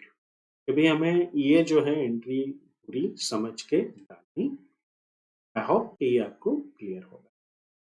अभी हम कुछ और हमें सम करना है, इसको भी देख लेते हैं।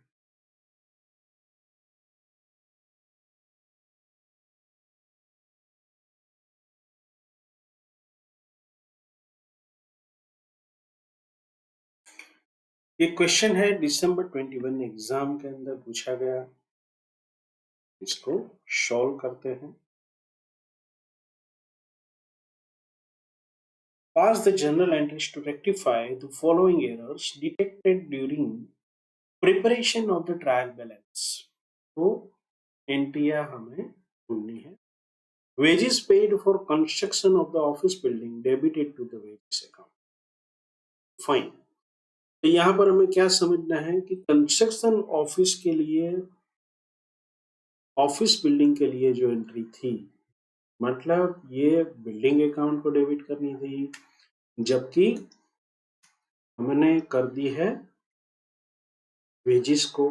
तो office building account debit 20,000 to wages account 20,000। Okay, so this was the first entry. अब सेकंड करते हैं। Wages paid for construction of the office building, okay ये हो गया। A credit sale of the goods rupees 1200 to Ramesh has been wrongly passed through the purchase book। Credit sale हुआ था तो क्या करना पड़ेगा, रमेश के अकाउंट को हमें डेबिट करना था, उसके बजाय क्या कर दिया हमने, उसको परचेस बुक से रूट किया, तब क्रेडिट कर दिया। तो दो बार रमेश के अकाउंट में से पैसा कर, एक तो ओरिजिनली जो 1200 रुपये का हमने पोस्टिंग गलत किया है वो, प्लस 1200 रुपये का सेल किया है वो, तो कुल मिलाकर 2400 रुपीज। यहाँ पर दोनों अकाउंट, परचेज अकाउंट क्रेडिट होगा, that will be the rectification of the entry, और sales account that will be the actual entry required, जो हमने गलती कर। तो यहाँ पर नरेशन आप लिख लेना, क्या लिखेंगे, correction of the wrong entry dated so and so, purchase book of a credit sale of the goods to Sri Ramesh on so and so date। तीसरी एंट्री है, an amount of rupees 2,000 due from Mahesh Chand which has been written off as a bad debt in the previous year was unexpectedly recovered and has been posted to the personal account of Mahesh Chand। तो यहाँ पर हमें क्या करना पड़ेगा, महेश चंद भाई के account को डेबिट करना, इतना रुपया।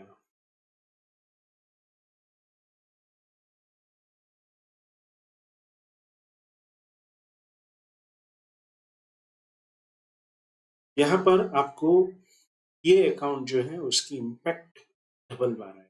कैसे आएगी, क्योंकि यहाँ पर posted to the personal account of mister Mahesh, तो ये 2,000 रुपया जो है वो क्रेडिट हमने कर दिया है,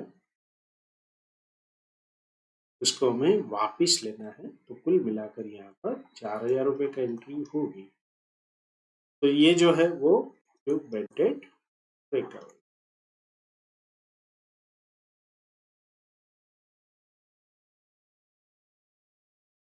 इसमें ओरिजिनल एंट्री हमने क्या की होगी, 2,000 रुपीज जो था वो हमने क्या कर दिया होगा, बेड डेट जो होती है उसको हमने डेबिट करके 2,000 महेश चंद के अकाउंट में क्रेडिट कर दिया। अब ये रिकवरी जब आई है तो वो पर्सनल अकाउंट में क्रेडिट हुई, जबकि करनी चाहिए थी बेड डेट रिकवरी अकाउंट के अंदर। तो बेड डेट रिकवरी अकाउंट जो है उसमें हमने 2,000 रुपीज देने हैं। माफ करना, ये मेरी थोड़ी सी गलती है यहाँ पर,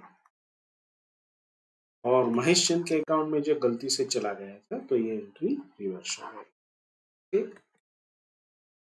now the next is goods cost being rupees 5,000 and sales price being 6,000 distributed as a free samples amount, prospective customer were not recorded anywhere।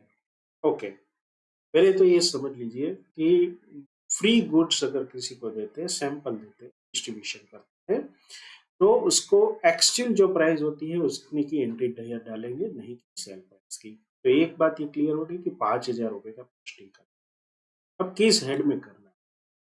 5,000 रुपया डेबिट किसे करेंगे ताकि हम परचेज को क्रेडिट कर सके? तो हम क्यों डिस्ट्रीब्यूट करते हैं फ्री सैंपल्स? हमारी प्रोडक्ट की एडवर्टाइजमेंट के लिए। तो ये जो एक्सपेंस होगा that will be part of advertisement expense। तो एडवर्टाइजमेंट एक्सपेंस को हम करेंगे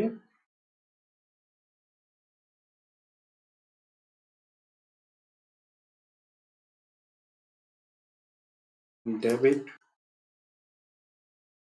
कितने रुपए से करेंगे? 5,000।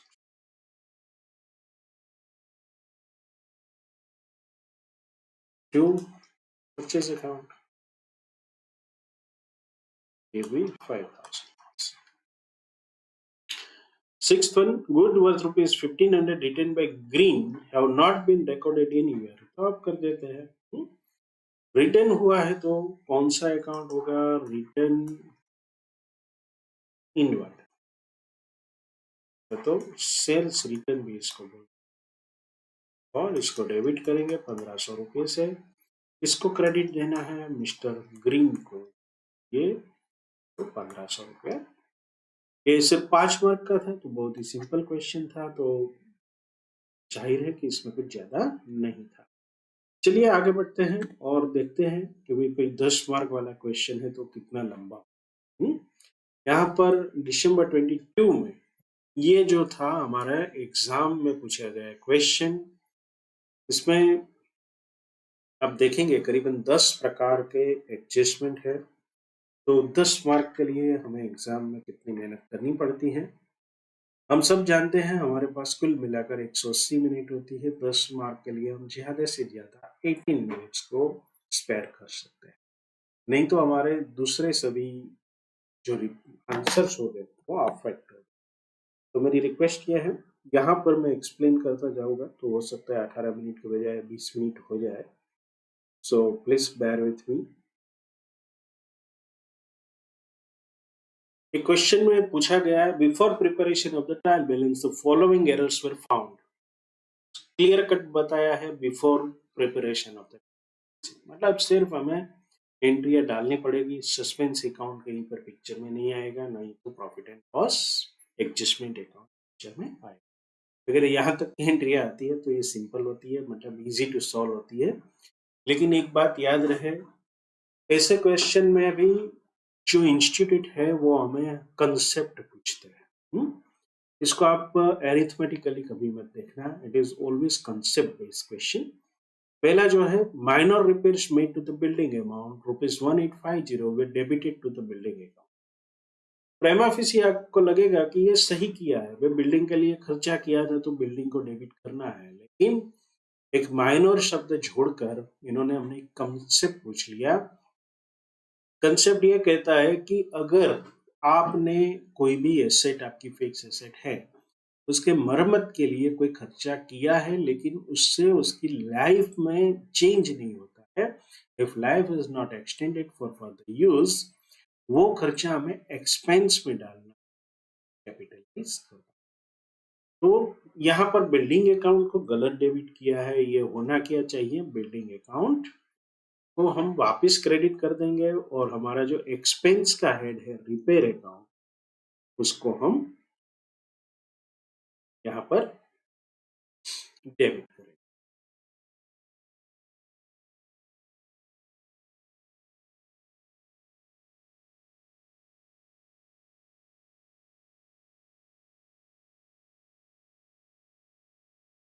तो पहली एंट्री जो है हमारी repair account, that will B part of expense account, वो डेबिट हो जाएगी 1850 से। क्रेडिट किसको करेंगे, building.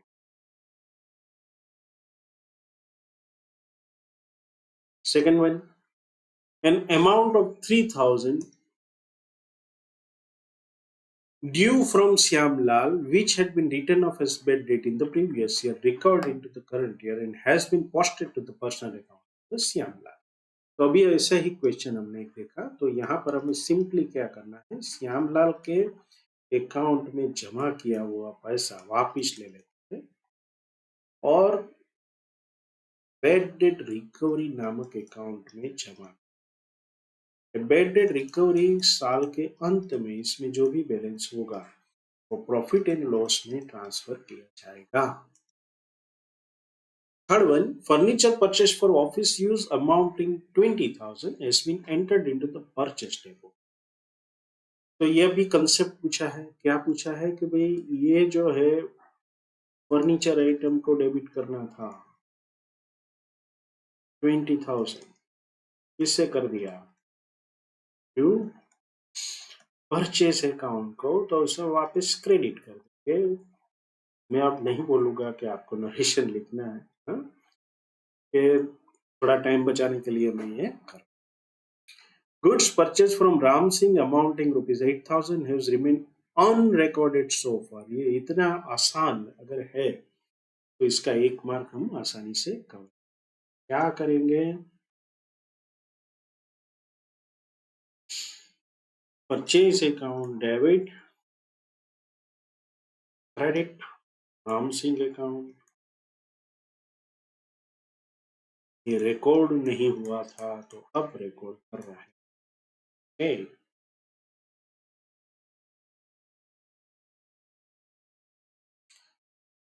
College fees of proprietor son 15,000 debited to the audit fee account. Great. Audit fee account हमारा एक्सपेंस अकाउंट। अगर हम प्रोपराइटर के सन के लिए कोई एक्सपेंस करते हैं तो वो ड्राइंग होता है, it is nothing but the drawing. तो क्या करेंगे, ड्राइंग अकाउंट को हम डेबिट कर देंगे और क्रेडिट किसे कर देंगे, ऑडिट फी अकाउंट को। आपको जानकर खुशी होगी, ऑडिट कौन करता है, चार्टर्ड अकाउंटेंट। तो चार्टर्ड अकाउंट जो करते हैं उसकी फीस के लिए जो अकाउंट होता है वो ऑडिट फी अकाउंट होता है। तो ये हम चाहेंगे कि इसमें जितना ज्यादा डेबिट हो उतना होता रहे। Receipt of rupees 4,500 from Meet Kumar credited to the Pinky Rani. तो दो चीजें हो गई, 4,500 रुपये का आप क्या करना पड़ेगा, पिंकी रानी के अकाउंट को डेबिट करना पड़ेगा और मीत कुमार को क्रेडिट करना पड़ेगा। चलिए कर देते हैं।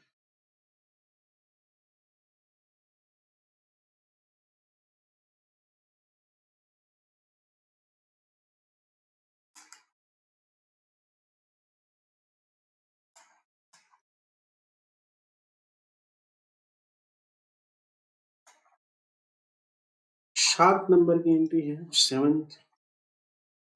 Goods amounting 6,200 has been returned by a customer and were taken into inventory, but no entry was made into the box. तो चलिए अब एंट्री डाल देते हैं। क्या हो गया था, रिटर्न इनवर्ड को डेबिट करना। रिटर्न इनवर्ड, इसका दूसरा नाम क्या है, सेल्स रिटर्न। इस अकाउंट में डेबिट करेंगे 6,200, क्रेडिट किसे देंगे, जो कस्टमर। ये कस्टमर जनरलाइज शब्द है, इसको आप डेटर भी बोल सकते हो, पर्टिकुलरली डेटर और उसका नाम। यस, उसके बाद जो है 1,500 paid for wages to workman for making office furniture has been charged to the wages account. Once again ये कंसेप्ट वाला क्वेश्चन है कि ऑफिस फर्नीचर के लिए वेजेस पेड किया था, तो आपको क्या करना है, फर्नीचर अकाउंट को आप डेबिट कर सकते हो और ये 1,500 रुपया जो है वो डेबिट कर दिया। क्रेडिट किसे करेंगे, वेजेस अकाउंट। चलिए 9th number, salary paid to clerk rupees 12,000 has been debited to his personal account। यार ये से कैसे हो गया, सैलरी अकाउंट को आपने क्या करना है, क्लर्क के अकाउंट में क्रेडिट करना। So let's do the entry. Salary account 10,000, clerks account 12,000. Okay, next one. The purchase of goods from Raghav amounting 20,000 has been wrongly entered through the sales book. तो यहाँ पर ये एंट्रिया जो होगी वो डबल हो जाएगी, क्योंकि राघव को आपको क्रेडिट देना था 20,000, उसके बजाय क्या कर दिया आपने, उसको डेबिट कर दिया, 40,000 रुपया उसको देना पड़ेगा। तो पहले तो हम क्या करते हैं, परचेज अकाउंट को डेबिट करेंगे,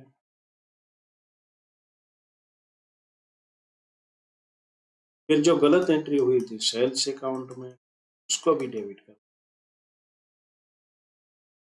और मिस्टर राघव को पनिशमेंट दिया था उसको सुधार करते हुए 40,000 रुपये। तो ये हमारा जो क्वेश्चन था बहुत ही सिंपल था, लेकिन 10 मार्क का था। तो भगवान करे ऐसे क्वेश्चन आते रहे एग्जाम में। और फिर अभी 2 क्वेश्चन हम और करेंगे एग्जाम के, तो तब तक बने रहें। Thank you.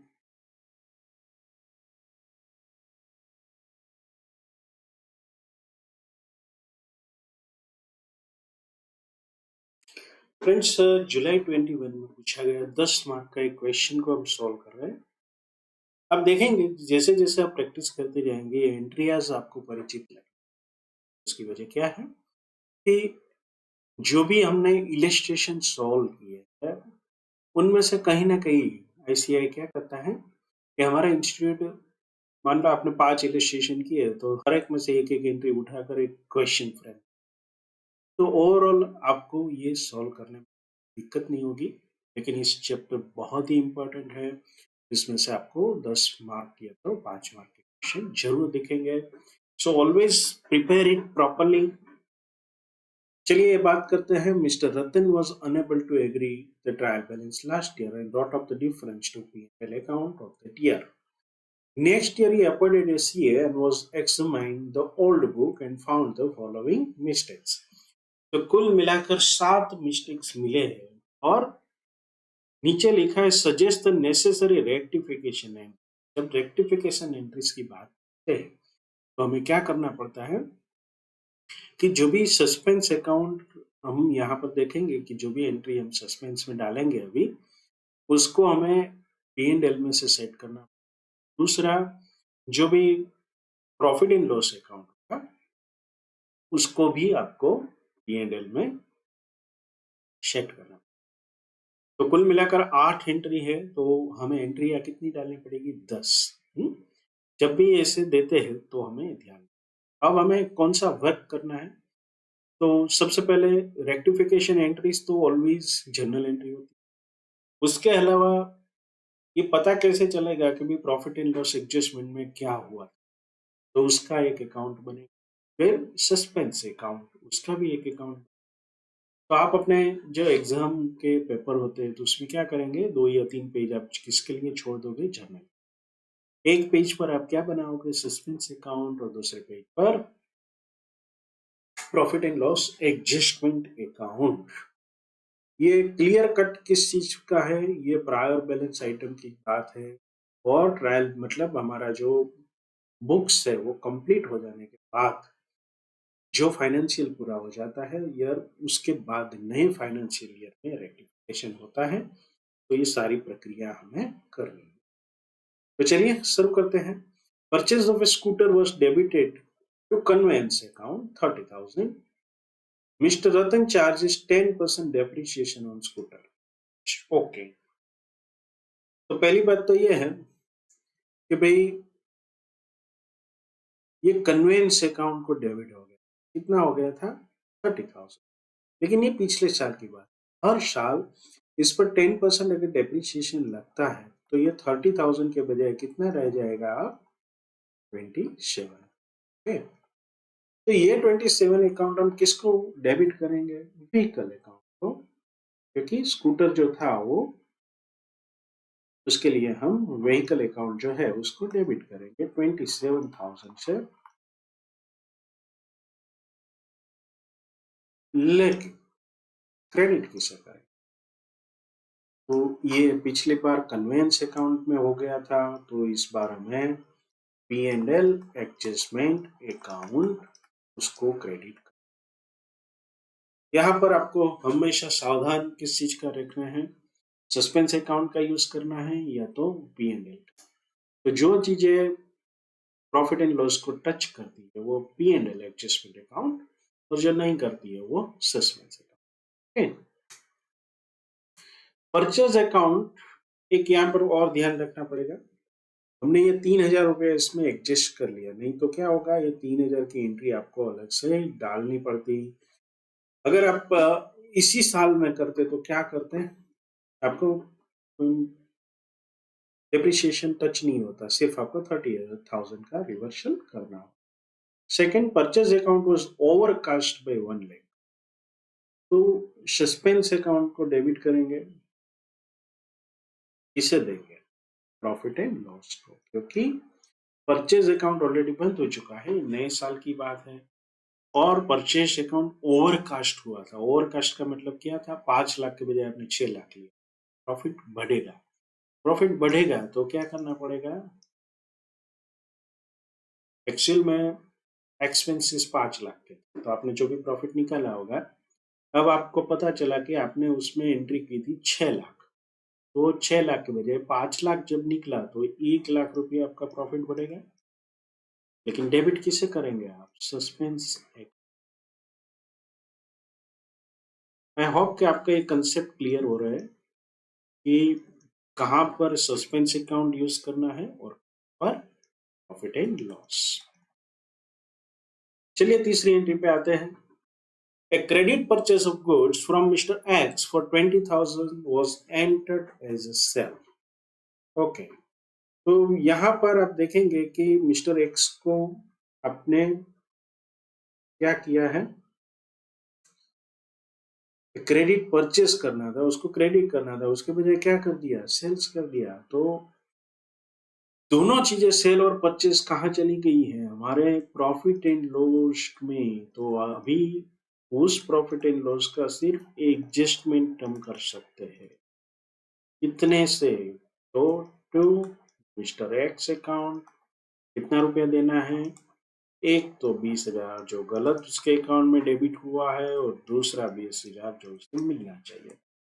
तो 40,000 रुपया हम सेट करेंगे, उसके अकाउंट को क्रेडिट करेंगे और पी&एल एडजस्टमेंट को डेबिट करेंगे। 4 नंबर पे आते हैं। Receipt of cash from mister Anand was posted to the account of mister Bhaskar. Okay, यहाँ पर आप देखेंगे कि कंपनसेटरी है, दोनों मतलब एरर दोनों जगह पर है, लेकिन ना तो ये प्रॉफिट एंड लॉस को टच करेगा और ना ही ये सस्पेंस अकाउंट। तो जो गलत हुआ था उसको मिस्टर भास्कर के अकाउंट में 10,000 डेबिट करेंगे और टू मिस्टर आनंद को क्रेडिट करेंगे। वैसे आनंद करके जो पिक्चर आई, फिल्म आई थी, बहुत ही बढ़िया थी, राजेश खन्ना की, और उसमें आनंद था और राजेश खन्ना का नाम था और डॉक्टर भास्कर अमिताभ बच्चन का नाम था। जब भी एग्जाम खत्म हो यह मूवी जरूर देखना, it is one of the gem of Indian cinema. Receipt of cash from Mr. Chandu was posted to the debit of his account 5,000। चलो यहाँ पर फिर से हमने क्या कर दिया है, ये मिस्टर चंदू के अकाउंट में क्रेडिट करना था 5,000, उसके बजाय क्या कर दिया, गलत कर दिया।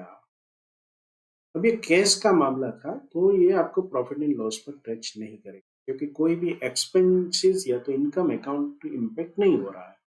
तो आपको क्या करना पड़ेगा, सस्पेंस अकाउंट को डेबिट करना पड़ेगा, कितने अमाउंट, तो ये जो मिस्टर चंदू थे उसको आपने क्या किया है, 5,000 उसके अकाउंट में से गलत काटा है और 5,000 देना था, तो कुल मिलाकर 10,000 क्रेडिट करना है। और सस्पेंस अकाउंट को डेबिट कितने से करोगे, 10,000 से। ओके, चलिए 6 नंबर पर आते हैं। 5,000 due by Mr. Ramesh was omitted to be taken to the trial balance. Okay, तो अब ट्रायल बैलेंस में अब तो नहीं ले सकते, तो क्या ट्रेड रिसीवेबल अकाउंट जो था हमारा, उसमें हम डेबिट करेंगे और सस्पेंस अकाउंट को क्रेडिट करेंगे.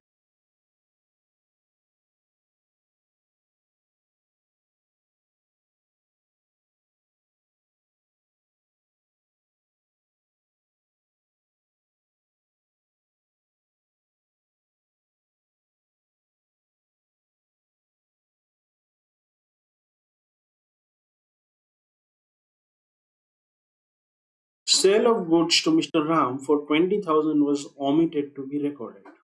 चलिए, तो मिस्टर राम के अकाउंट में तो हम डेबिट कर ही देंगे, क्योंकि क्रेडिट किससे करेंगे, प्रॉफिट एंड लॉस को.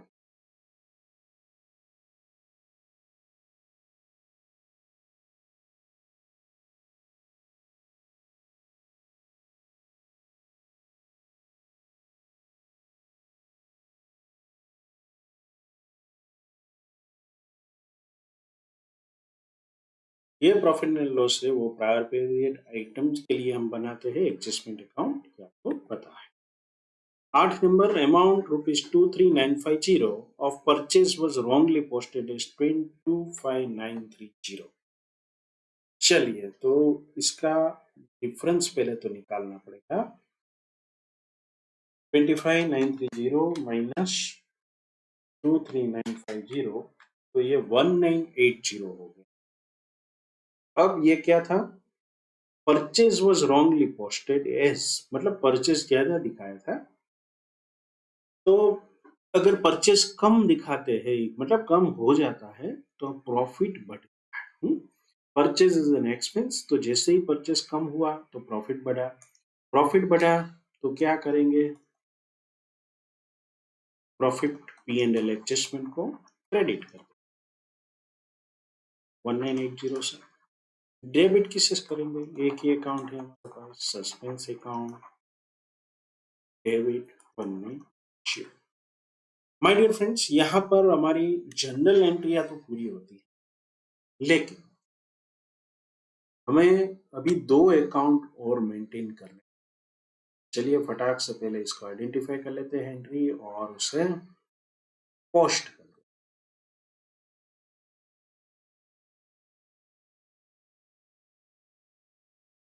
सबसे पहले बनाते हैं profit and loss adjustment account, जो कि पहले ही हमारे हाथ में आया है.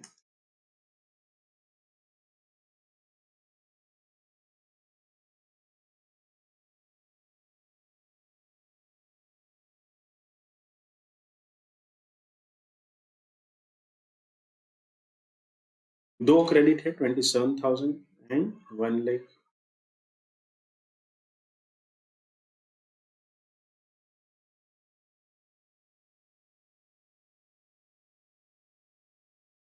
40,000 डेबिट है.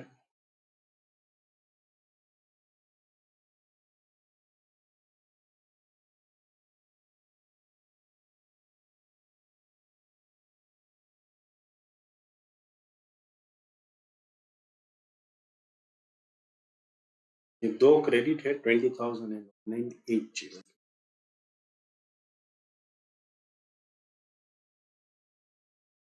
यहाँ पर आपको रिस्पेक्टिव नाम लिख लेना है.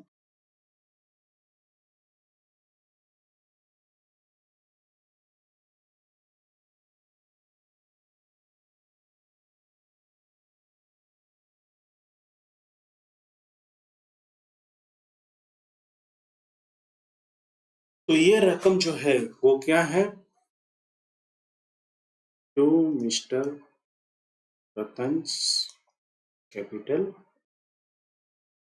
ये कहा जाएगा, रतन के कैपिटल अकाउंट में, क्योंकि यहाँ पर क्रेडिट से ज्यादा है, तो हम क्या करेंगे, ये एंट्री डालेंगे. ये हमारी 9th एंट्री होगी. P and L adjustment account, debit 108,980 to Mr रतन्स.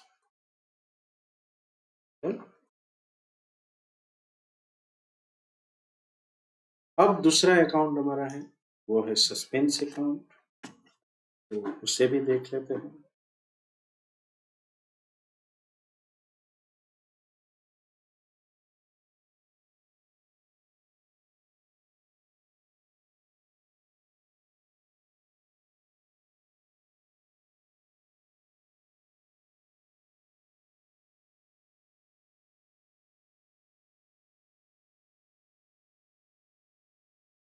ये एक सस्पेंस अकाउंट है। Well done. तो लिखना ही भूल गए। तो डेबिट है 1 लाख P&L।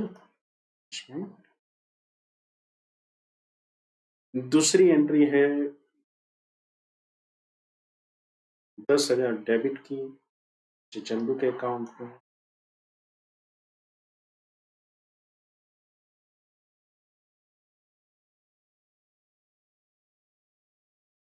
तीसरी अकाउंट क्रेडिट है 5,000 ट्रेड रिसीवेबल।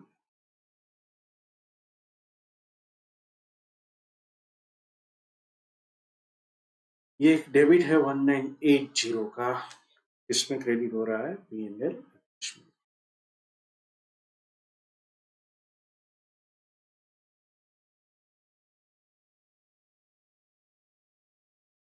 चलिए, अब कोई एंट्री नहीं।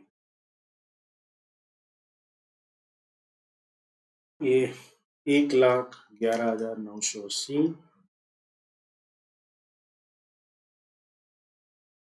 और इसका जो बैलेंस होगा बाय रतन्स कैपिटल, मतलब रतन के कैपिटल अकाउंट को डेबिट करके यहाँ लाया जाएगा, तभी ये अकाउंट क्लोज होगा 1,06,980। तो चलिए इसकी भी डेटा एंट्री, मतलब हम 10 नंबर की एंट्री करेंगे। Mister Ratan capital account 1,06,980 to suspense account. इसकी कैपिटल अकाउंट पर क्या इम्पैक्ट हुई आप देख सकते हैं।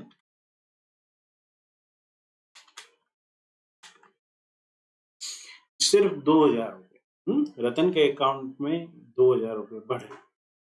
That means that will be the appreciation in his capital account. So this is all about this sum. अभी एक और सम हमें करना है, चलिए इसे भी देख लेते हैं।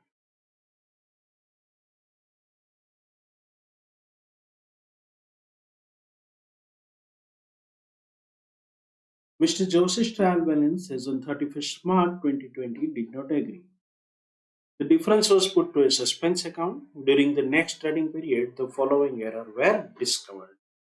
So once again, ये नेक्स्ट अकाउंटिंग पीरियड में हमें ये सब करना है।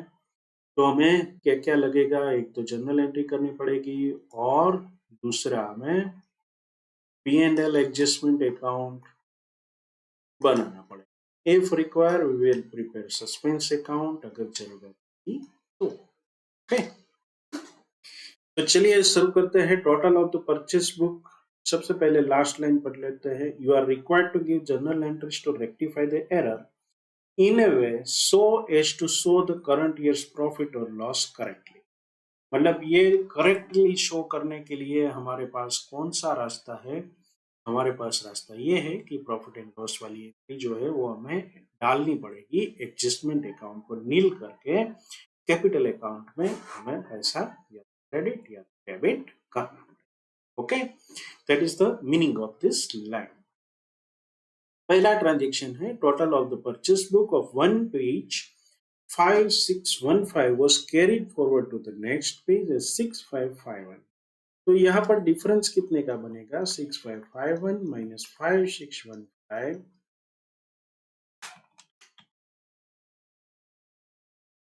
936।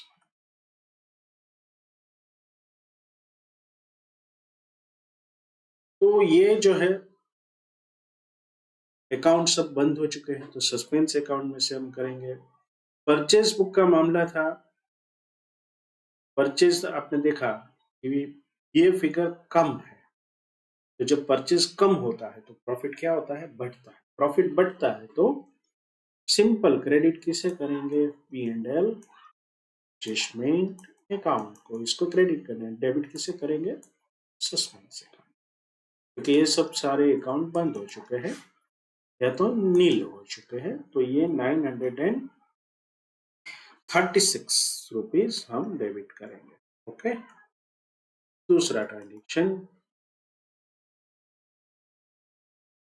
a sale of 281 was entered in a sales book as 821 posted to the credit of the customer। देखो, एक साथ हमने यहाँ पर बहुत सारी इन लोगों ने गलती कर।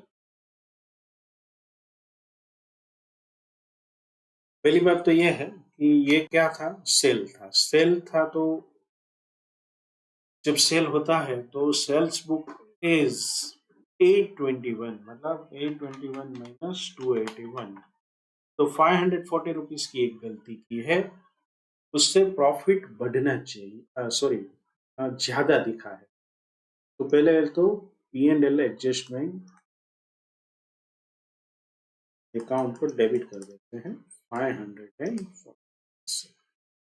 फिर क्या हुआ है? कस्टमर को गलत बेनिफिट मिला, क्योंकि सेल था तो कस्टमर का अकाउंट क्या होना चाहिए? डेबिट। उसके बजाय क्या हो गया? क्रेडिट। कितने रुपए से? तो ये दोनों का टोटल मिलाकर कस्टमर के अकाउंट को डेबिट करना है। तो कस्टमर का अकाउंट का हम क्या नाम रखेंगे? Credit receivable account. कितना रुपए डेबिट करना है? 281 प्लस 821, 1102। ये सभी चीजों की क्रेडिट किसको दी जाए? Suspense account 1642। चलिए थर्ड देखते हैं transaction. A return to creditor rupees 295 was entered into the return inward book। Return किया तो रिटर्न आउटवर्ड बुक में होना चाहिए। ये हमने किस में डाल दिया? सेल्स इनवर्ड में डाल। However, the creditor's account was correctly posted। तो यहाँ पर आप देखेंगे कि हमें एक तो हमारा प्रॉफिट एंड लॉस कम हो गया, क्योंकि मतलब प्रॉफिट कम दिखाई पड़ा 295 से। दूसरी बात क्या होगी कि ये इसकी इम्पैक्ट डबल होगी, क्योंकि दो जगह पर ये असर कर गया। मान लो कि आप ये इसी साल में करते हो तो क्या करते? Return to the creditor, customer को रिटर्न किया है तो कस्टमर का creditors account was correctly posted, मतलब ऑलरेडी पोस्ट हो चुका है, was entered into the return inward book. Return inward book में से आपको हटाना पड़ता और रिटर्न आउटवर्ड पोस्ट में पोस्ट करना। तो प्रॉफिट कितनी अमाउंट से बढ़ता है? 295 प्लस 295, क्योंकि एक्सपेंस कम हो रहा है, इनकम बढ़ रही है। 295 मल्टीप्लाई बाय 2, तो कुल मिलाकर 590 रुपीज को आपको प्रॉफिट बढ़ रहा है। लेकिन डेबिट कहाँ करेंगे? सस्पेंस अकाउंट में, क्योंकि customer account was correctly posted, तो उसमें तो कुछ करना नहीं है। तो to suspense account. I hope कि आप समझ गए हैं कि ये दो बार क्यों किया। मैं आपको दोबारा एक्सप्लेन कर। एक तो क्या हुआ है? Return to the creditor. Return to the creditor का मतलब है उसको हम क्या करते हैं? हमारा रिटर्न आउटवर्ड में हमें ये करना, इसके बजाय रिटर्न इनवर्ड यानी कि सेल्स में कर दिया। रिटर्न आउटवर्ड माने परचेज, आपने रिटर्न किया है वो। तो जो परचेज आप रिटर्न करते हो तो उसका मतलब ये है कि आपका परचेज अकाउंट कम हुआ। परचेज अकाउंट कम हुआ तो उसका मतलब है कि आपका प्रॉफिट 295 से बढ़ा। लेकिन दूसरी गलती आपने क्या कर दी कि ये रिटर्न आउटवर्ड में करना था, तो वहां पर क्या होता है? प्रॉफिट बढ़ जाता 295 से, तो कुल मिलाकर 590 का प्रॉफिट आपका बढ़ा। So this will be 590 entry. अब चौथे पर आते हैं। Fourth one is cash received from Senu rupees 895 was posted to debit to Setu। देखिए यहाँ पर आपको थोड़ा कंफ्यूजन में रखना के लिए ये किया गया है।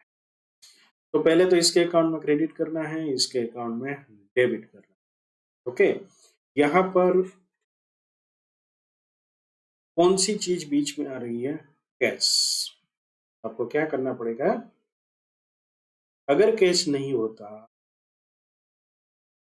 तो कोई मामला नहीं होता, लेकिन कैश अगर चेंज होता है तो आपकी क्या बढ़ती है? एसेट। एसेट बढ़ती है तो सामने आपका क्या बढ़ जाएगा? प्रॉफिट वगैरह पर कोई इम्पैक्ट नहीं होगा, क्योंकि सामने आपके डेटर या क्रेडिटर पर इम्पैक्ट होता है। तो अभी हम सस्पेंस अकाउंट को डेबिट करेंगे।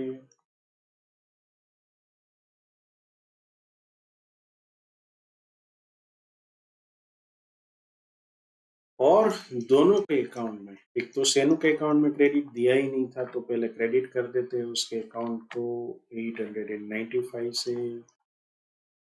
जिसके अकाउंट में गलत हो गया था डेबिट, उसको वापस क्रेडिट कर देते हैं कि हम पैसे हमें नहीं चाहिए। तो कुल मिलाकर ये 1790 रुपये, यहाँ पर कहीं पर भी प्रॉफिट एंड लॉस असर नहीं कर रहा है, तो इसको कहाँ दे देंगे? Suspense account. Fifth one, goods worth rupees 1400 were dispatched to a customer before the close of the year, but no invoice was made. तो ये बहुत ही सिंपल ट्रांजेक्शन है। हमें मान लेते हैं कि सेल हो चुका है, ट्रेड रिसीवेबल डेबिट 1400, जो भी प्रॉफिट बढ़ सेल्स बढ़ेगा और प्रॉफिट।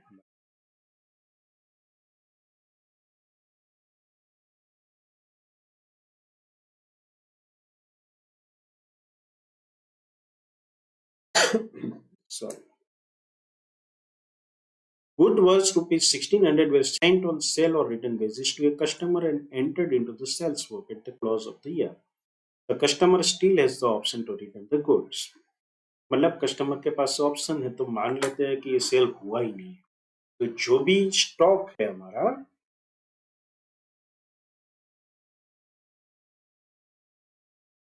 तो जो भी स्टॉक रहेगा वो हमारी इन्वेंट्री में पड़ा है, ऐसा मान लें। अब इन्वेंट्री में पड़ा है तो कितने का स्टॉक है? तो कुल मिलाकर 1600 रुपया है, लेकिन the gross profit margin was 20% on sale. तो ये जो है ऑन सेल 20% है, तो हमें करना क्या पड़ेगा? तो 1600 रुपये का गया है, 20% इस पर मार्जिन है, तो 1280 रुपये का स्टॉक है। सिंपली यहाँ पर देखेंगे कैलकुलेशन, 1600 मल्टीप्लाई 20%, 320। तो ये 320 प्रॉफिट है, 1600 में से अगर माइनस करते हैं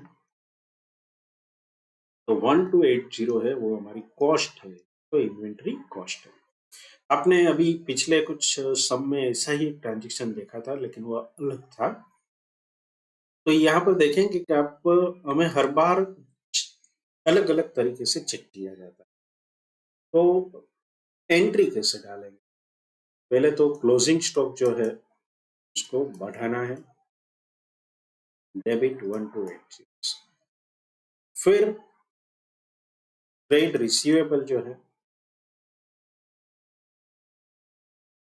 वो 1600 से हम बढ़ा देंगे, लेकिन ये 20% क्या क्या करेंगे? P&L adjustment account, because it was the profit so it is now debited 320 से। So this is how this transaction is posted or rectified. Now 600 due from Mr. O was omitted to be taken to the trial balance. ये omission की entry है, mister O क्या है? Due from का मतलब क्या है? ये is our trade receivable. Okay, so trade receivable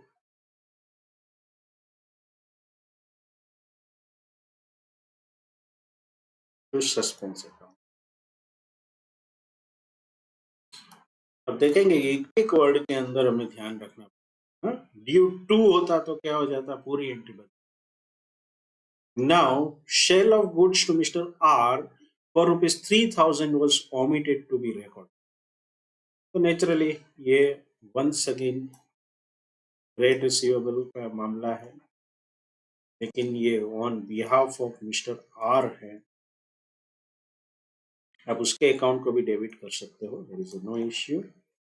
to P&L adjustment कितने रुपए से आप करोगे, 3,000। तो यहाँ पर हमारी एंट्रियाज तो कंप्लीट होती है, लेकिन ये लाइन जो है ना, show the current year's profit और लॉस करेक्टली, उसके लिए हमें क्या करना पड़ता है, जितने भी P&L एडजस्टमेंट में अमाउंट है उसको हमें दोबारा उसका अकाउंट तैयार करना। तो चलिए इसका अकाउंट तैयार कर लेते हैं। एक एंट्री ये है, दूसरा ये डेबिट,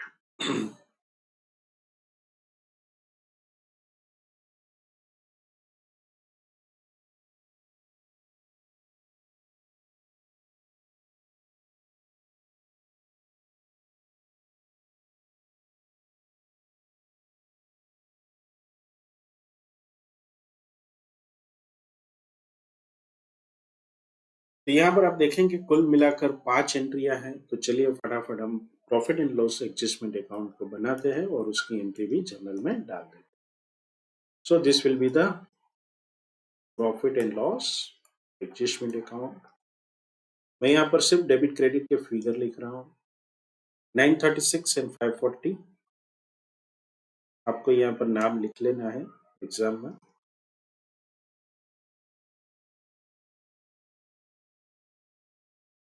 $1,400 and $320,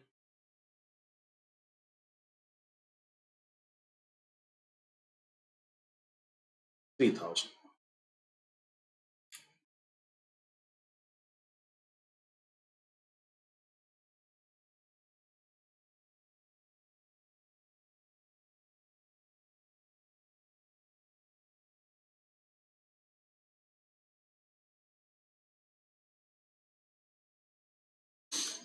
यहाँ पर 3 नंबर में एक मैंने गलतियां कर दी है। सस्पेंस अकाउंट डेबिट तो होगा क्योंकि दोनों सस्पेंस नहीं होते, तो ये P&L को क्रेडिट करता है। So this will be our one more entry.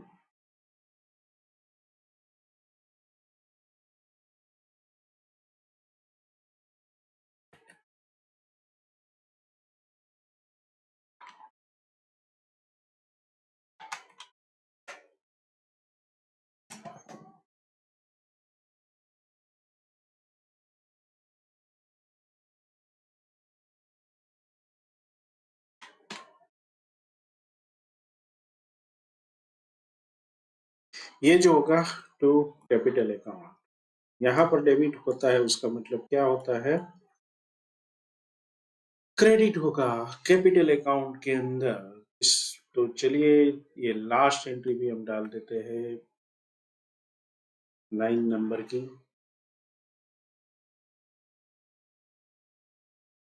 P&L adjustment account 5006। यहाँ पर आप लिख सकते हैं इस पर profit and loss adjustment account, या तो इसको वर्किंग नोट का नाम दे दो, whatever you do, to capital account 5066। Okay, सो यहाँ पर हमारा ये सम पूरा होता है। आगे देखते हैं क्या है स्टोर में हमारे लिए। This is the end of the unit and chapter 2, one of the lengthiest chapter in our syllabus, my dear friends. ये पूरे चैप्टर में जो 6 यूनिट थे उसमें हमने बहुत सारे अलग अलग सेशन के दौरान कोशिश की है कि हम हर एक कंसेप्ट को समझ सके। स्टडी मेट का एक भी इलस्ट्रेशन, एक भी एग्जाम्पल, एक भी क्वेश्चन हमने छोड़ा नहीं है, सबको कंप्लीट किया है।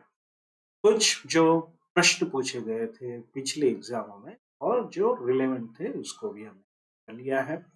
So all the best to you. अब मिलते हैं चैप्टर 3 के अंदर, तब तक खुश रहिए और अकाउंटिंग करते रहिए। Thank you.